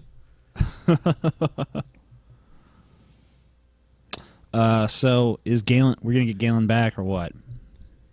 Sure. Galen's back, back again. Dusty Smith fucks lots of men. I don't think that's true. I know. Dusty's Facebook is like loaded with him like hitting on every woman imaginable. You have a vagina? Hey baby, how you doing? Dusty. Hey baby, how you doing? All right. I wasn't surprised when Dusty was from Mississippi just by his name. Dusty. Yeah. Dusty Smith. My name is Dusty Smith. He's just, Where is Dusty? That's just he's Dusty's not here. dead. He died. He died of AIDS. Yeah, I get a lot of complaints from people who have come to me and are trashing Dusty. What? Well, you know, like that tends to happen. Can I like, defend Dusty? Yeah, well, Sure, go I'll ahead. defend him too because, like, I kind of see the same thing happen to me, like in the supposedly intellectual circles of the atheist community. Like, oh, well, he's like so pedestrian compared to someone like this, and I'm pretty sure that Dusty probably gets the same kinds of criticisms. Okay. Well, first of all, TJ gets like what he just said. TJ is one of the reasons we're friends is usually when we're around we have intellectual discussions. That's what happens. We just talk and talk and talk and go off about things. Are you sure whether you're it's talking the about arts or TJ? anything. Oh. I said, are you Yes, sure I you're am. talking about TJ? You don't have to. Why y'all got me down on me, Scotty? Well, we have fun conversations. But the thing about it is, if I had to criticize something about TJ, I could talk to him freely about these matters, about anything. Yeah. And I feel that if I've seen people Like one time Dusty. Galen came to me and he was like, TJ, you too awesome. You're making me look lame in comparison. You better tone it down a little. And I was like, no problem, Galen. I do that for you. So Dusty, I've seen people criticize him on things that he wasn't knowledgeable about. And what did Dusty do? He was like, okay, that's cool. I was wrong on this. And I see Uh-oh.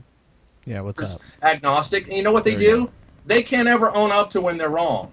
And I don't see people doing that. And I was like, they're so absolutely sure of themselves with their giant egos. They go around calling themselves about being atheist, but they have a God complex. I mean, when as I mentioned a person earlier, P.Z. Myers, and it's like one of Christopher Hitchens, when people were like, who, like, you know, what's his name? Sean Hannity went at fucking Christopher Hitchens. You could watch the video on YouTube. And when he went at him, he was like, what about all those great atheists like Pol Pot and Stalin and Hitler? And it's like, but one of the big arguments by Hitchens is those people all had, like, you know, set themselves up as a god. And a lot of people, a lot of these so-called atheists set themselves up. And I don't really how you can really put much stock into them. I don't think Dusty does that. And maybe he's not the most knowledgeable guy in the world. So, but does that matter? At least he's a learning person. He's fun. He can communicate, and he's intelligent. I don't know how big his vast of his knowledge it is, but I consider him a generally wise person in that regard to communicate with, and he puts out videos. And I've had people in the past week who were other YouTubers comment to me and trashing Dusty to me, and I defended them. And I just want to say he's really trashed in the community. And the greater, like, atheist in the conventions, they look down upon TJ. They look down on a lot of people. And they have their little, like, cult group that they favor. And they're like, fuck everyone else. Yeah, I mean, I've definitely seen that. Like, despite the fact that I'm a YouTube atheist that gets, like, hundreds of thousands of views on videos about atheism, it's not like I can't recall ever being like, you're invited to this conference. You're invited to speak at this event. You know what another problem is with you know, going back to what Galen said. He's like, Dusty doesn't know about something. I always hate when people take that as like, hey, let's say it's like a Christian or an atheist arguing this. Well, the Christian brings up something the atheist doesn't know. It's like, oh, so you don't know? I got you there. It's like, well, that doesn't really matter. just because you show one person doesn't know about one particular issue does not mean like score. God's right, score 1 for us. I mean, it's just ridiculous when you see things like that, and I just don't understand like what Dusty's actually being the bigger person, saying I don't know. I'm sorry. I guess you are right about that. I wasn't informed. I agree. I just don't see what the problem with that is. Like, it's like, okay, so everyone's supposed to be all-knowing, omnipotent. I mean, yeah, it's like it's just ridiculous. Well, a lot of people they're really what I call them. I have a thing I can't be an infallibilism, but I think a lot of people go themselves as infallibilists. I mean, they're just totally right. They say this. They can't discuss things. They can never be wrong. And what is a person who can never learn? I think that's pathetic. I'm wrong about a lot of things. I agree with you. Bong. Bong. Bong. By the way, Ben, are you there? Ben is here. Ben is here. Well, Ben, there's someone named Demetrius Stone. You may try to see if you could get them to message you on Skype. Demetrius Stone? Yes. There's someone in the comment section. What is their deal? Because they have a very interesting, they're all guessing a certain name, and it's a very interesting name. Okay. They have to send me a message. Yeah. They have to send a message to us. I don't see... Oh, they keep guessing it. Wow, it's I just saw it again. Wow. Boy, they're really going at it now. Denver, the last dinosaur. Sucks your dick like never before. We need John Cena on the show. My phone 222 put in an interesting guess as well. Galen, do you want to? If you could have sex with a dinosaur, Galen, would you do it? Would I like to have sex with? I mean, like Andrea Dworkin's dead body? Like, no. I mean, but no, I wouldn't. What is that?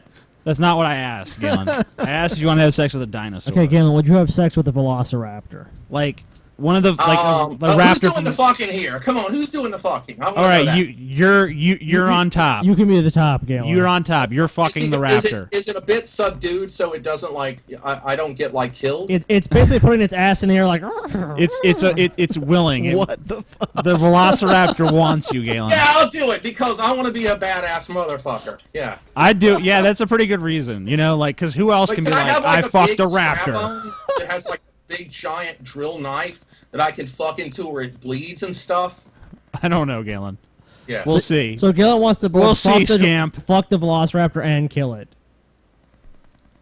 Just so you can be like, I fucked a velociraptor. That's Galen's stance on women. He basically wants to have sex with them so hard they die, and he's like, I am Galen manly man. We can play something. Scotty does it all the time, so it's not a big deal. We're gonna play another clip. This is media and Dana Bass joins us now. We're also joined by the host of CNN's Reliable Sources, Brian Stelter. Thanks for joining us. Dana, here's Bundy standing by the statement on the Peter Schiff radio show today. And I said, I'm wondering if they're better off under government subsidy and their young women are having abortions and their young men are in jail and their older women and their children are sitting out on the cement porch without nothing to do. I'm wondering, are they happier now under this government subsidy system than they were when they were slaves and they was able to have their family structure together? That's not even... The thing about them having their family structure together is not even true. Like, slaves were not really allowed to, have family structures. Like, if a woman who was a slave gave birth, they were separated from their babies. Their babies were given to, wet nurses and shit. Because the slave owners specifically did not want that sort of thing happening. They wanted everyone to feel like, I'm totally alone. I don't have an ally in the world. Basically. By the way, this guy's just like a fucking cattle rancher, so I don't even know why his opinion matters. I'm not surprised. Well, his opinion matters because he gathered a militia to himself, and the government, for some reason, even though they've used deadly force against people who don't deserve it, even when someone actually amasses an armed group of thugs, they won't do anything about it. Yeah, basically what happened was he let his cattle feed on federally owned land for, like, I think 20 years, and they sent him a $1.3 million feed bill. And then he got his group of right-wing buddies together with their, AR-15s and their basically submachine guns and, any gun you can imagine. And they were, like, taking, like, defensive military positions, like, if they try to come here, we're going to put women on the front line, and you're going to have to kill these women and kill us. You know what? Back to my original question. Why am I surprised, and why do I give a fuck what he thinks? No one should give a fuck what this guy thinks. He's an interesting character. Yeah, sure. There's definitely a certain fascination with someone like this. I just think it's interesting that if you're a right-wing militia group, the government will never come after you. But if you're like a hippie selling pot brownies, they'll bust in your fucking door and shoot your dog. Oh, I think we lost Galen. It's okay. Well, that clears it up. He'll call. So I guess the big question, Dana and Brian, is I'll start with you, Dana. How significant is this story to the 2014 midterms, to politics? Well, the fact that the people who were really jumping on the bandwagon as a perfect example of way to get at the government are distancing themselves from him fast means that it probably is not going to hurt them in the long term. But it does certainly speak to a question about the split in the party. I mean, let's just face it. You do have some conservatives who I talked to privately today, some maybe more establishment Republicans, saying, you know what? This is what happens when you jump to be this kind of atmospheric, and it could come back to bite you. Brian, we just heard Sean Hannity distance himself from the comments. He also said that this is an example of the media double standard. Someone like Cliven Bundy does this. We make a big thing out of it. We ask for Republicans to condemn it. We don't do that when liberals say outrageous. Hold on. Isn't this the opposite of what you were just saying? What is it? He said Sean Hannity was saying, well, this guy's only getting attacked by the media because he's a conservative. Yeah, but he's also backing away from the statements himself, too. Yeah. That's kind of weird. Because he's part of the media. Like, if this guy's really getting a bum rap in the media, wouldn't Sean Hannity get on this show and say, I'm standing by Cliven Bundy, despite his controversial statements? Yeah, despite the fact that he's pretty much an admitted racist. Like, okay, I mean, we all know Hannity's obviously a racist. I mean, he defended George Zimmerman. Yeah, there's almost no question in my mind, based upon the things he said in the past, that he is definitely racist. Well, he's just taking care of his crowd. Because he knows his audience. I mean, I don't know what he genuinely believes, but does it really matter? I mean, he's just a mouthpiece anyways. Right. That's true. The fictional character of Sean Hannity definitely has the racism thing pretty down pat.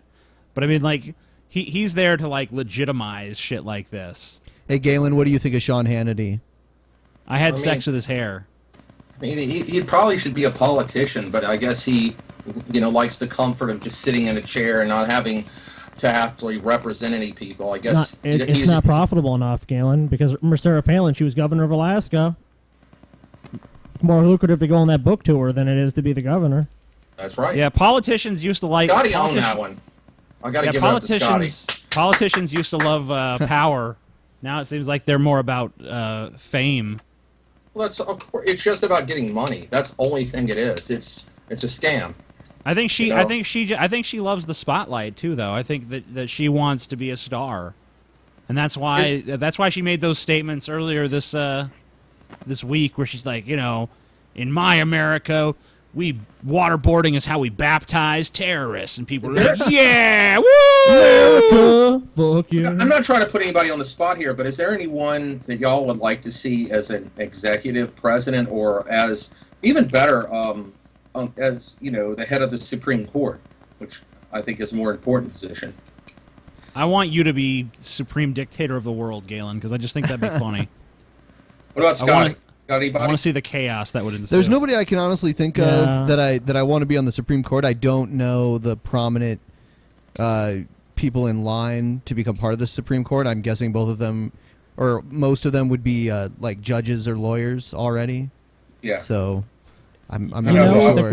With the current framework we have, I think it's almost really irrelevant in a sense, because it's just going to end up being exactly the same. They're going to get in there like, well, I am a bright-eyed idealist. And then it's like, well, now you're going to learn the reality of everything around you and then, like, see this all bullshit. And basically, if you do these certain things, you know, nothing, either they're just going to stop you at every turn, like Obama, or if you get basically like a supermajority, let's say everyone does actually in some way agree with you, then all that's going to happen is it's going to get so watered down by the time the original idea or a vote comes up, it's not even the same idea anymore. So, I mean, really, with our current system, nothing's really going to change. If just becoming a leader doesn't really change anything. I mean, you still have to work with all these other disparate interest groups who are, you know, disproportionately funded by large corporations and and very wealthy individuals. Yeah. It's pretty hard, you know, like, without changing the entire, like, culture of Washington and American politics. I don't see how. What about the people? Well, but the people are corrupt and ignorant too. You can't let them. Well, yeah, I agree. That's, I mean, like, you know, you don't, I mean, like, the reason we're represented by such, you know, shitty people is because we don't have an informed electorate. We don't have a actively participatory electorate. And I'm part of that because I don't fucking vote. Because I just view it as like a waste of time. Yeah, I believe we should move to a more direct democracy. I think their current system is total shit. But I mean, I don't see how that'll happen. No, not in this country. If I could pick someone over their current Supreme Court, the head of the Supreme Court, I'd pick Dennis Patterson. He's a professor and he writes on the subject of philosophy of law. And I'm really cool with his perspectives, but he's actually intelligent in understanding the law. But well, that means Obama, he'll never be on the Supreme Court, though. Yeah, exactly. Sure. But he has zero chance. Obama is very intelligent, but he just uses that to manipulate to make money and for those people that he's in there for. So. Well, he wouldn't be president otherwise, would he? Oh, dude, you know when Obama leaves office, he's going to make so much fucking money. Oh, yeah. Yeah, that's when the presidents make their big money is when they leave office and they get to go on their speaking tours and sell their books and sell their memoirs. Clinton was massively in debt after he left office because of his legal bills, and then that was no problem after he left. It's like, oh well, pay me $100,000 to speak. Let me put out this memoir. Let me do this, and he was loaded. He's the only motherfucker that put out like a 2-part memoir too. Yeah, part 2. Like, how much did... I mean, like, I can't even... I mean, like, I don't even think I could scrape enough memories together from my life to even make one book. Yeah, but you don't have people constantly keeping track of everything you do. That's true. I mean, every move he makes is monitored and like, and something's written down about it, and, you know, there's a press release. So, I mean, he doesn't even have to remember, essentially. Fucking Bill Clinton. Didn't you say that you had sex with Bill Clinton, Galen? Yeah, everyone had sex with Bill Clinton. What was the story you told me about Galen and Bill Clinton? That Galen was going to go, like, rip Bill Clinton a new asshole, and then, like, Bill Clinton... I met Bill Clinton. Yeah, and then he, like, basically, like, convinced you, like, not so much convinced you, but, like, he was so charismatic you didn't even do it. Or even attempt to do it. I don't know what stories TJ has told you, but this is the story as Galen told me was that Galen was at a book signing and he was gonna confront Bill Clinton and like, you know, say some shit like that he disagreed with him on, but then when he got up to Clinton was like, Clinton was so charismatic that Galen was just like standing there like, oh my god. What happened was this: when there were all these people standing around, and I'm literally mean, they were standing around like in awe of him, and I was just trying to walk up, and I took my book up because everyone was just like in awe, and like they were like zombies, and they were like Bill Clinton, and like looking and pointing at him, and I was like, what the fuck? And he was like, how you doing? He shook my hand, signed the book, I said hello to him, and said for a word for a minute. For like 30 seconds, and then I went on my way. He was a nice fellow, you know. That's that. But everyone else, but people were still just like standing there slobbering, like, Bill Clinton, like, you know what? Damon. I didn't actually meet Bill Clinton, but I saw Bill Clinton at a campaign rally at a place one time that he was at, and it was true. Like everyone was hypnotized by him. It was pretty crazy. Clinton.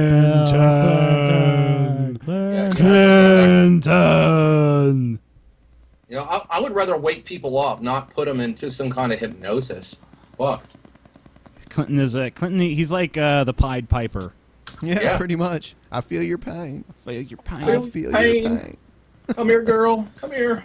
Define the definition of the and it. I come the cure for cancer. So, are we gonna play the? We've totally digressed from the video we were watching like 20 minutes ago. Let's just take calls. Yeah, it's call time. Time for calls. Time for calls. We're gonna give And by everybody. the way, I can answer the questions if you want. If TJ wants me to. Yeah, you can jump in on the questions. Yeah, you can jump. On my question from earlier, I can answer it. Oh, okay, go ahead. Yeah, TJ do what doesn't. you're gonna do. I can't really answer the question because I can't confirm, but I won't deny. And I kind of went into not denying who it was in the chat. And about this person, I've met this person. The person came to me, and now listen, there were several people that they're talking about Shermer having something going on at a convention that happened some years ago. And this person came to me about asking about sexual assault, about what rape is, because they've had sexual contact and as well as many other females with Michael Shermer. This is what I was told.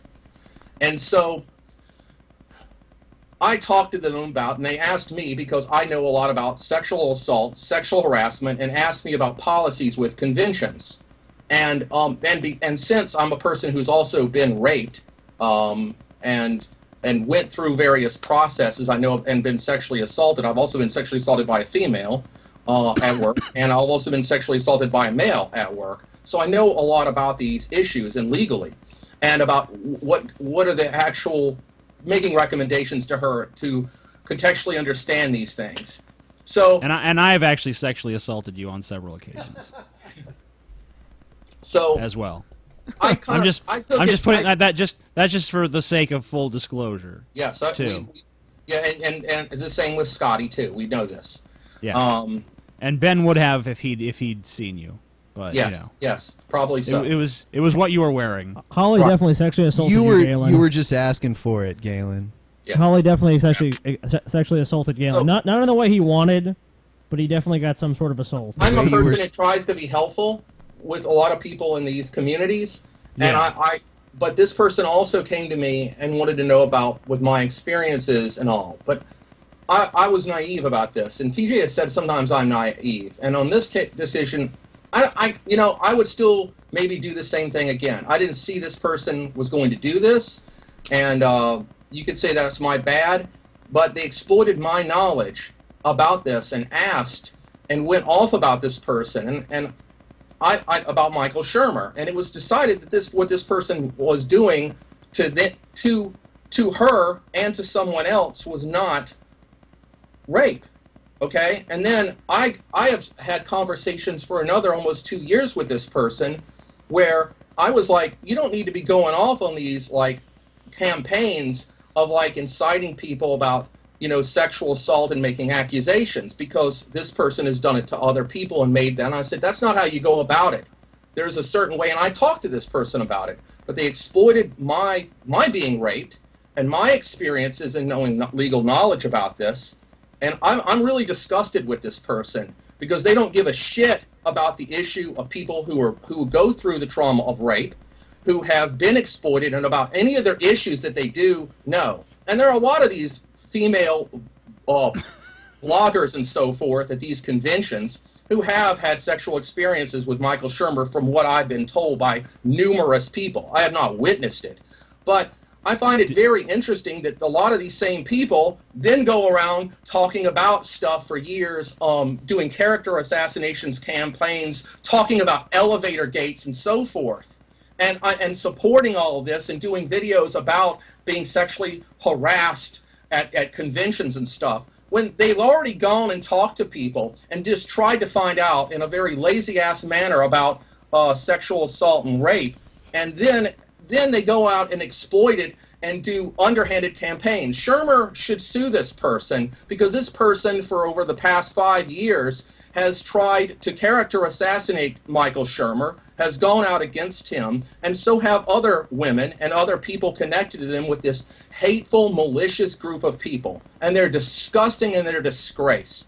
to the entire community and anyone with atheists. TJ knows who this is. I'm not going to confirm who it is. I'll never deny who it is, though. And I just wanted to speak my piece on this because it disgusts me, because I don't like being exploited. If someone comes to me about me being raped when I was younger and comes about my experiences and asks me about all the legalities and then wants to exploit that to go into a malicious campaign to hurt someone, I think that's fucking vile. And that's what a lot of the people in these communities, and then when TJ says something about rape, they'll try to exploit him and turn it around because they want their dogma, they want to enforce it, and they want followers, just like the most fundamentalist churches. These people are bigots and sexist, and I just wanted to speak out against it. Y'all can guess who it is. TJ, I'm not going to confirm it. Yeah. Did you write this, TJ? Do you remember? What I write? Do you remember? Oh, right. Yeah, Brett Keane. That's right.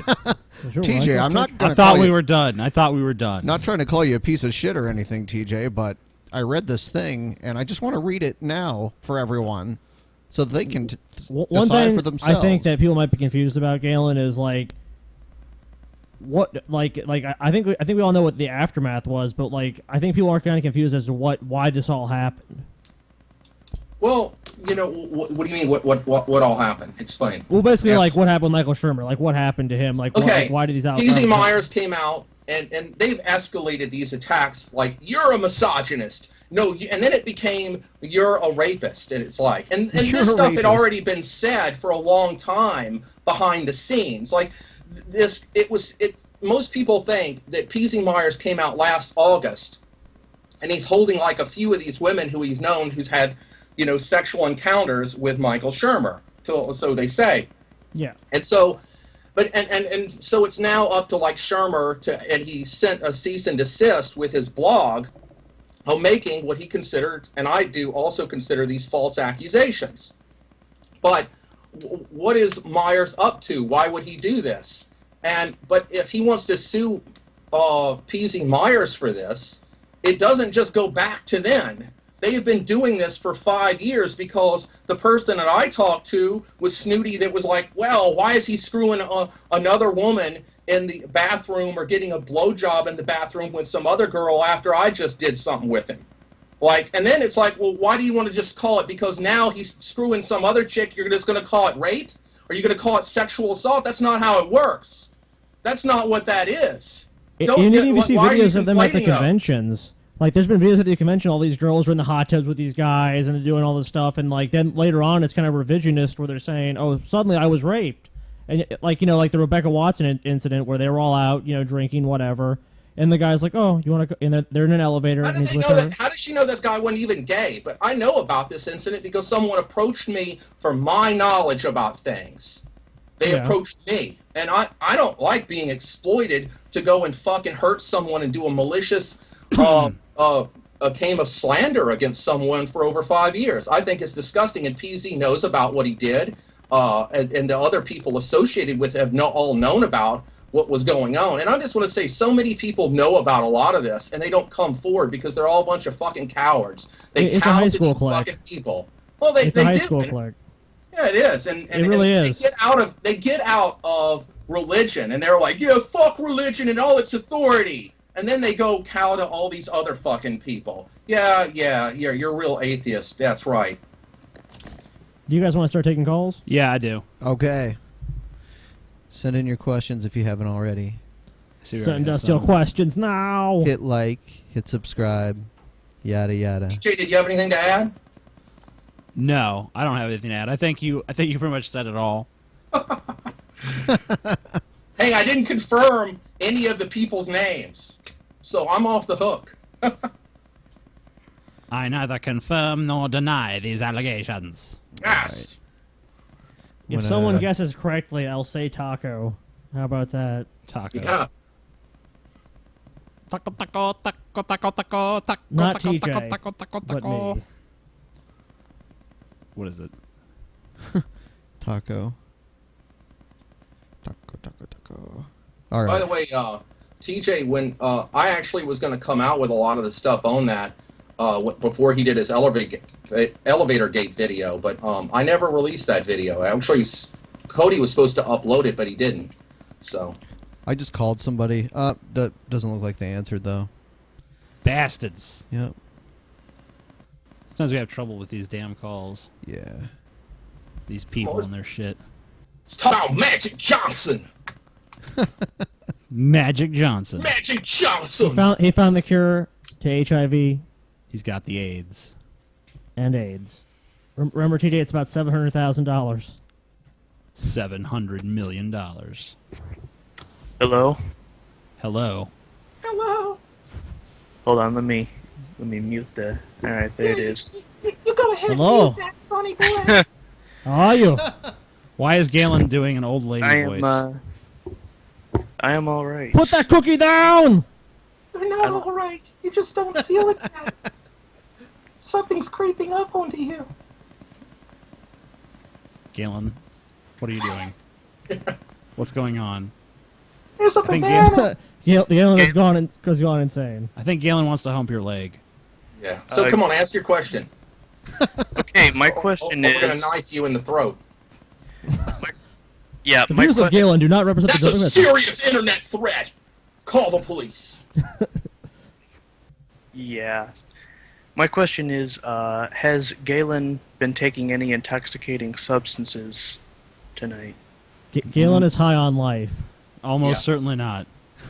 But yeah, no. My question basically was, why do you believe that people are capable of willful ignorance?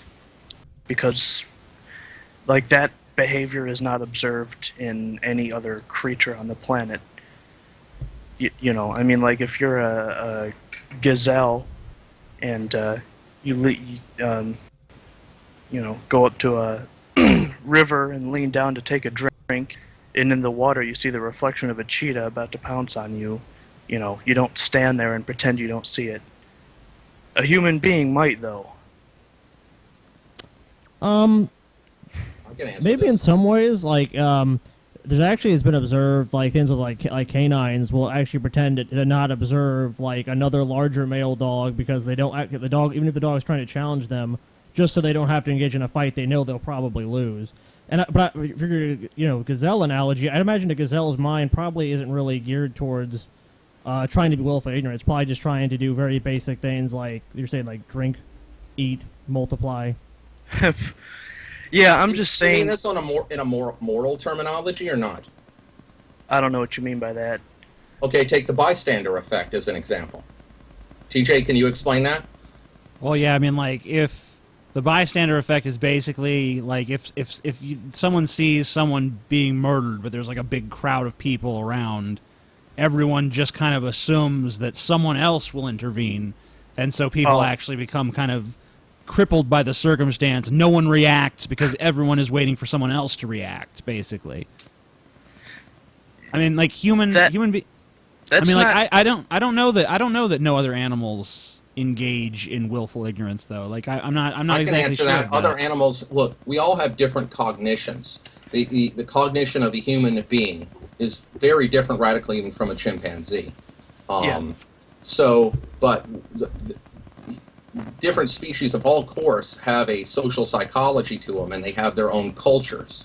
Chimpanzees and other life forms do have cultures. They're different and in a different context. So, yes. But if you look at you just take the bystander effect, it's not really based on morality. It's just a manner of social cognition that a person looks at something, and it's not about moral. If they were being led to do good, then they see someone else. In a non-thinking manner, they will join them. But in a non-thinking manner, if they see someone doing bad, the group, due to the social psychology of the situation, could do something immoral as well. Right. Well, the bystander effect isn't really willful ignorance, at least not in the manner that I'm. But you're looking at. About. But what are people though? I mean, look at our. What do you mean by willful? Of a person, we're not just I'm a thinker. I'm not just a thinker. Our emotions are. We have a higher emotional state, which you could consider higher thinking with the brain, a more cognitively developed person. But a person, what are emotions? They're an autopilot program for us. And most people are just thinking in an emotive way, in an emotional manner, and they're not really thinking. So that is not in a really thinking state. So you could say that most people are non-thinkers, and certain people are thinkers at times. We all are non-thinkers most of the time. But I mean, like, another thing is, like, aren't all human beings somewhat selective? Like, aren't we all willfully ignorant when it comes to something? Like, if someone starts talking to me about something I have no interest in, like baseball or country music, I'm probably just going to tune them out. I mean, that is a form of ignorance, because I don't want to know about that. That's not important to me. That doesn't interest me. So, I mean, like, someone could say, well, that's willful ignorance, too. So, I mean, I guess... I mean, there's just a process of selecting which information you want to pay attention to, right? That's not. I've never really thought of that. I don't. I don't think that's really willful ignorance, though. That's just ignoring something that doesn't interest you. I mean, right? But I mean, like, okay. Well, but I mean, like, what are you defining willful ignorance as? Because you keep saying no, that's not it. No, that's not it. So what exactly do you mean? Can you clarify that a little bit better? Because everything everyone said to you, you've said, well, no, that's not quite it. Well, no, that's not quite it. You're got to be a little bit more specific if you're saying that. Right. We're not getting the point. TG, I could throw the language game argument at him if you want. Well, let's let him define the term a little more. Yes. What I mean by willful ignorance is that you know something is true, or you know it's possible that something could be true, and you pretend that you don't. Okay, so you're talking about people who basically, it's not really true ignorance. It's basically a feigned ignorance for some sort of You mean social like cherry reason. picking? Yeah, it's denial, basically. I guess I should have used the terminology. I can answer denial. this with the Go language ahead, game Galen. argument. Okay, you have one person who lives in a cultural. People speak in cultural languages, and then you have another person who's coming from a very vastly different point of view, and you're trying to say, look at this stuff, look at what I'm saying, but the sense of meaning of shared intentionality is that there's a gap there. There's a sense of the meaning of what he's trying to say and come across. The other person can't hear that person. He only sees it in the context of his language that gives meaning to that language in that sense. So he can't hear you. It's not that he's like, well, I'm telling you with this, this, and this, okay? Well, they don't understand you, okay? They can't hear you, and that's how languages work. And so, in a lot of ways, but we are very ignorant because we're so caught up into our own sense of meaning with our own views and beliefs that we become blind to other people's intent with language and what they are meaning. So we don't understand what they're saying, even if they point blank told us and drew it out in a book, we wouldn't get it. That is true. Yeah, I mean, I think that's pretty inarguable, but just based on watching the atheist Christian debate rehash itself exactly the same way. I was gonna say Gman. It's like Gman in science. Like, it's science is faith. It's like, do you understand what we're talking about? And he's like, yes, I know what science is. Okay, you know what faith is? Yes, I know what faith is. So you understand that what you're saying makes no sense. And he's like, no, science is faith. He's a prime example. Yeah, Gman is the most entertaining internet personality that I've ever known. I think we might have to agree on that. Angry. Everything that comes out of his mouth is pure gold. That moment when he asked, earlier on the show, he's like, what do we have to defend homosexuals from? And there was like a pause, and Galen just sighed, and that was like, that was just perfect. That was I didn't know what to say. It was kind of like, just kind of flabbergasted, like, who really doesn't know this yet? Like, has this information really not reached you? What? And then when we started bringing up examples, he's like, oh, I'm in favor of that. I'm in favor of that. It's like, okay, well, then how do you not understand? Yeah, it's like, equal under the law, G-Man. He's like, well, I agree. It's like, what? Then what the fuck are we wasting our time explaining it to you for? Why were you scratching your fucking head and acting like a dunce earlier about it?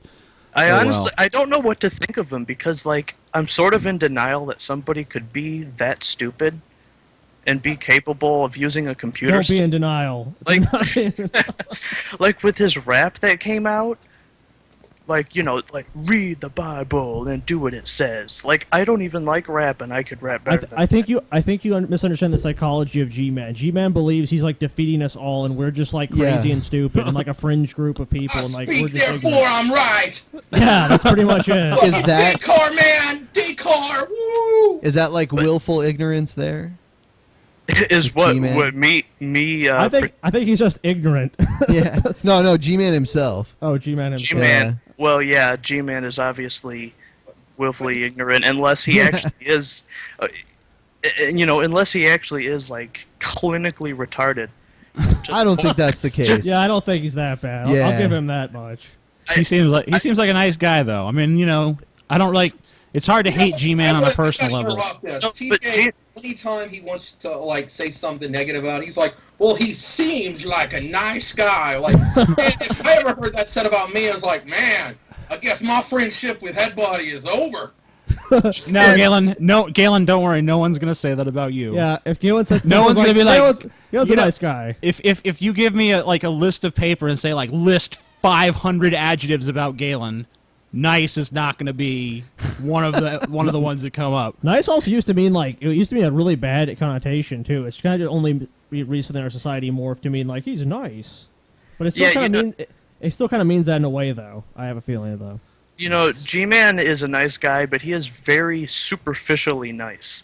Oh, of yeah, course. that's true. You know, like he'll sit there and be nice and all that, but then he starts when TJ said he didn't know who a certain YouTuber was. Who was that? I can't even remember. I think it was woman. Bionic Bionic Dance, yeah. Bionic Dance, and then G-Man is like, ha ha ha, like laughing his ass off, like trying to play it up how hilarious he thinks it is. Yeah, that's true. He was really hamming it up there.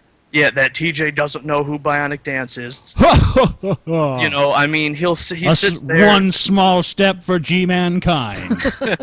One small step for G-Man, one giant leap for G-Mankind. You don't know every YouTube channel on the planet? What's wrong with you? I don't know. I'm fucking stupid like that. Next, you're going to tell me you don't know every Twitter user on the planet. That's just ridiculous. Absurd.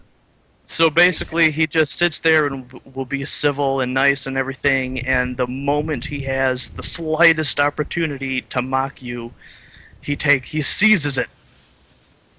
Yeah. He seizes it with that's how he sees everything as winning and losing. So, I mean, to him, it's winning. So that's a game. Fine. Winning. It's just a fucking game. That's it's all. like Charlie Sheen. A lot of people think that he's a troll. I've seen so many people in the comments don't know what to call him a think. troll. I sort of have to think that he's a troll because, like, for him to be this stupid, I mean, like I said, he'd have to be, like, clinically retarded. Where did you find G-Man? Brett Keane. Oh, okay, never mind. It's not a troll. He's with Brett. Never mind. That's why I don't believe he's a troll either. That is why. It's been answered. I guess. Like he came from 4chan. I'd be like, I agree with this comment. Someone said G-Man's just fame horny. I totally agree. Yep. I think that's true. I think that's his primary motivation. But that still doesn't really inform us as to what his underlying motive is. I mean, because you can want. Disagree with Matthew. Matthew has an opinion that no one could be this stupid. Look, a lot of people who are atheists, who are Christians, who are anything, they have people who are like Ken Miller, okay, who teaches biology books and is the biggest. He is the biggest critic of creationism in the United States and has gone to the legal cases to fight them from being taught. Okay, and he's a Christian, all right. But then you have yes. There are a lot of Christians who are in biology and teach biology. You don't have to be an atheist to teach biology. That's profoundly ignorant that people think that. But well, no, it's just the fact that he's a vehement anti-creationist is why I was slightly surprised when he said that he was a Christian. There are a lot of people like that, and most people are ignorant. I could say, why are you willfully ignorant of that? To me, I'm like shocked that you would even think that. But no, I know people do. Yeah, well, I never said I didn't. Get him, Galen. Get him. Said that it was not Get the Galen pounces on the gazelle. Yeah, that was obviously a flaw in my thinking there. I admit it. Look up Ken Miller. You would like his books. Yeah. Finn Miller. Ken Miller. All right, thank you, Matthew. He's a Catholic biologist. He's pretty good. All right, so now we're gonna bring someone else in. And I have it in books too. Another great biologist, Ken Ham, TJ. Ken Ham is a went great there. biologist. You want that? You want that, Galen? You want fucking that? TJ, would you debate G-Man on the condition that y'all traded positions? If he was if he came as No, the chocolate because it'd be a atheist and I joke. came as the amazing It'd be a Christian, joke.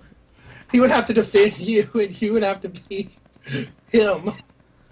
He would just be like, I'm wrong. Thanks, guys. I'd only do it on the condition that he actually argued the position. There's somebody here. Who? Who is this? I don't know. How are you? Hello. Are you a ninja, sir? Gelsion Lips called me. Who? The username said Gelsion Lips. What? I don't know what you're talking about. Ninjas? Well, then how did I get in? Magic. I don't know. This. That is true. Did you? Okay. Okay, goodbye. What the fuck? How did I get in? I'm like, magic. And he's like, okay. He was ready to roll with that. He's like, fuck, all right, magic, man. Could you Okay, dude. Abracadabra, whatever you say, bitch. Sounds good to me. You want to explain magic, TJ? I can explain magnets. Yeah. How do they work? And I don't want to talk to a scientist. Y'all motherfuckers lying and getting me pissed. Galen, I have to ask you a question. Do you notice and recognize miracles? Only when I'm reading literature. Okay. And looking at ICP must be big literature fans. You know, not many people know who this is, but fake Sagan loved ICP and defended that song. Yes, he did. That song was awesome. That song was amazing. Come on, it's his defense was really dumb. It was like, come on, everyone knows ICP's fucking stupid. What does it matter? It's like, okay. Kind of conceded the main point there, and then acted like that dismissed it or defeated it. Yeah, I can have a question for you, TJ. Ask your question. Okay. Zonstar recently came out with a video. Zonstar is Zaunstar. We've and in the actually met him, video, yeah. what's that? Oh, okay, you were doing it for the audience. I'm sorry. Oh. And Zonstar, yeah. Eric, he had this. He went to this convention, like American Atheist or something, in Salt Lake City.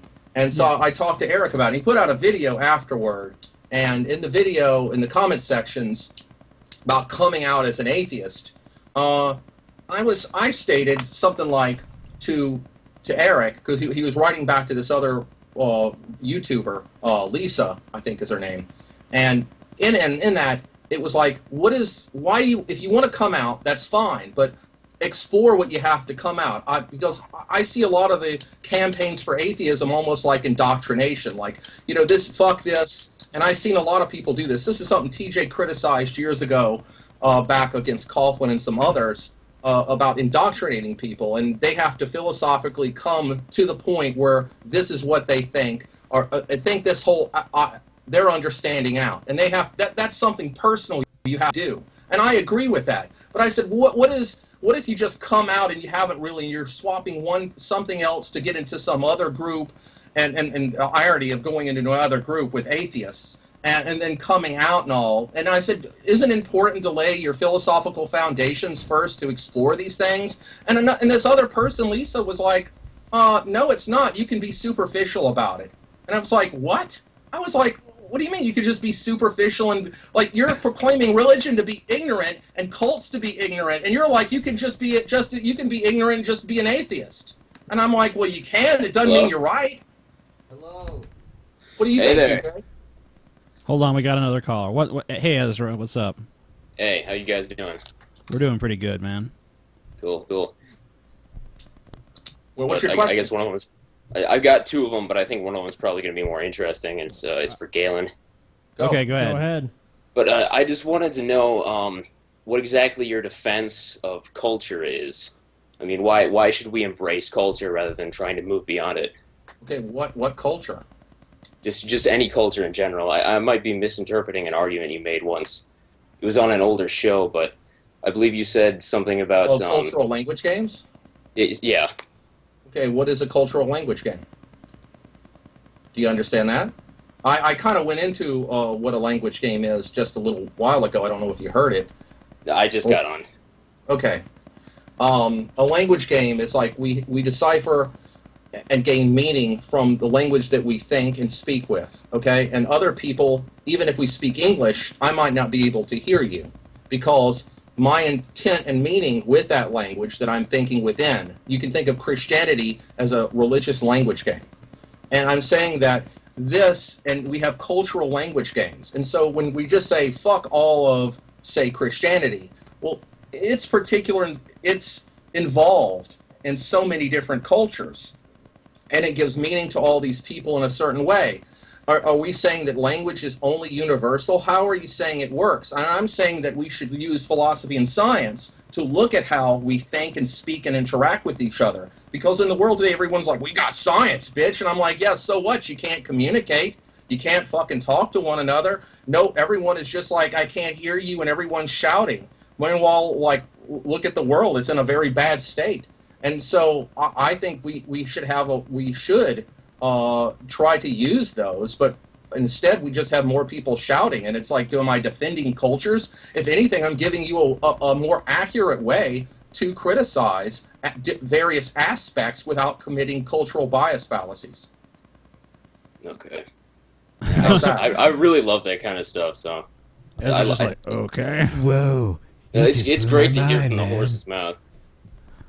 Are you calling Galen a horse? Yeah, what the hell? What the hell's up with that, dude? Yes. Just because he's hung like a horse doesn't mean you gotta fucking say he is one. How do you know that, TJ? I'm so sorry. Were you there, TJ? I was there. What's your second question for Scotty? Well, my other question was just to see what kind of games that Ben and TJ and Scotty were going to be playing on the gaming channel. We're gonna be playing a lot of retro stuff.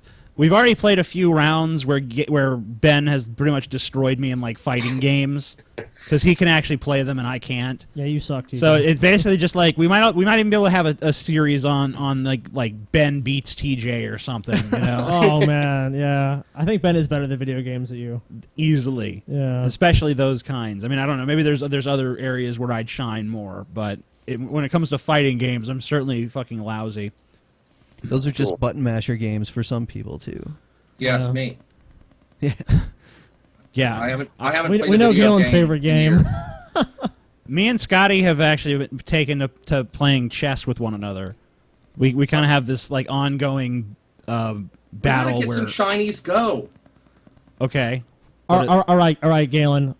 We're gonna tell a story about you that you may not like, but we're gonna tell the story anyways. That's fine. I talked about being raped tonight, so you know. Oh well, I don't hold that against But you. what, That's Galen, kind of a ridiculous thing for anyone to even worry somebody about. held something against me. Was it? Well, I mean, was it with a cactus? Well, though? yeah, they did, but we're not. Was it with a cactus? Galen? Involved in that, really? Galen. Actually, I passed out when it was happening because I was almost beaten to death. Well, that's no fun. Yeah, like I said, it's not it's not something we were really involved with or would endorse in any way. No, Man, but this got really fucking dark really fast. yeah, but anyways, we're talking about games, and one time Galen had this weird Japanese. By the way, I game. just made a rape joke about my own rape. Everyone. That's totally fine, Galen. Crucify and him. like we saw Galen playing this game, which it's a Japanese game where you're a rapist and like you go in various places to rape women. And then according to this guy Jake that lived with him, he said he saw Galen playing it late at night and he looked very happy to be playing it. And that's the story. I can't confirm the part with Jake if that's true or not. We definitely did see you playing the game. Yeah, and I also can confirm that I saw Jake playing it into the night, and I got up again at 5 a.m. in the morning, and he was still playing it, and he had to work in the morning. Well, you know what? I never heard that part of the story. And not only that, when TJ didn't want to get off of it too, but he became very disinterested like I did with the game for the same reason. Because TJ was like, what the hell? You can't beat him or nothing? And why is it only one sex? Why can't I rape other things like other men and stuff? Like what the hell? Like it's very limiting. Actually said. Don't limit my options, damn you. Anyway, Galen, I think we are going to go ahead and end the show now. No more callers? No, we're wrapping it on up. Hey, you didn't answer my question about... What was your question? Well, I asked you about, people coming out and not really, they're just saying, well, I renounce God, and I haven't, but don't they... Yeah, I mean, I agree with you, Galen. That I think that, it has to be... I mean, like, I think if you present good, sound argument to people and it convinces them genuinely, it sates whatever intellectual objections they might have. If you can overcome those objections and change their mind, that's one thing. But basically just using sheer force of will to browbeat someone into changing their religion in a very disingenuous and superficial way, I think that there's something wrong with that. There's something wrong with anyone who would even think that was progress, because it's not. It's basically just putting a new label on the same jar of shit. So when Lisa said it's okay for them to be superficial in changing their views, and that's fine. I just think people should be a little bit more intellectually honest and have a little more intellectual curiosity. I mean, you're right, Galen. I mean, you're right, but that's their prerogative. I mean, if they're saying, like, I just want to be a dumbass that just takes things they basically on can faith. be, but this person's advocating that it's fine that they can just be that, and then they're saying that anybody who is not with, Lisa's advocating if you're with her viewpoint, then it's okay, because at least you're on the right side. But anyone else is ignorant. Yeah, well, that's obviously stupid, Galen. We agree with you. All right, Galen. Thanks for being on. Thanks for being on, Galen. We are going to wrap the show up. And Thanks. fuck you, Ben, and Scotty, you're the best, and TJ, you need to start going on walks again, man. You're going to have a heart attack. All right. Thanks, Okay. Galen is right about one thing. I am awesome, and TJ needs to go on walks. But that's actually two. So Galen's right about two. Ben. Fuck you, Ben. I'm not going to endorse that, but fuck you. And hopefully I caused enough drama that many blogs will be written hating us. Okay. All right. Thanks, Galen. All right, Galen. See you later, man. See ya. All right. The show is over. Everyone proceed to smoke lots of pan. We'll be back on Saturday. Saturday. We'll be doing a more traditional show on Saturday. Tonight was a very strange, aberrant show. And hopefully we can get Dusty on and Gman on so they can argue. Hopefully it was still fascinating to watch. All of Dusty's fans that watch us should go tell him. Yeah, go harass Dusty to be on the show on Saturday. Let's try to get a Dusty G-Man. G-Man said that he was gonna fucking throw down hardcore with Dusty. If you want to see that happen, go harass Dusty to be on the show. You got to let him know. We want to see you and G-Man. G-Man wants to confront you on what you said about all black Christians being Uncle Toms. And also some other stuff that apparently G-Man took issue with. So if you want to make that happen, write to Dusty. We're the Drunken Peasants. Smoke pan every day. Hey, hey, hey, hey. Smoke pan every day.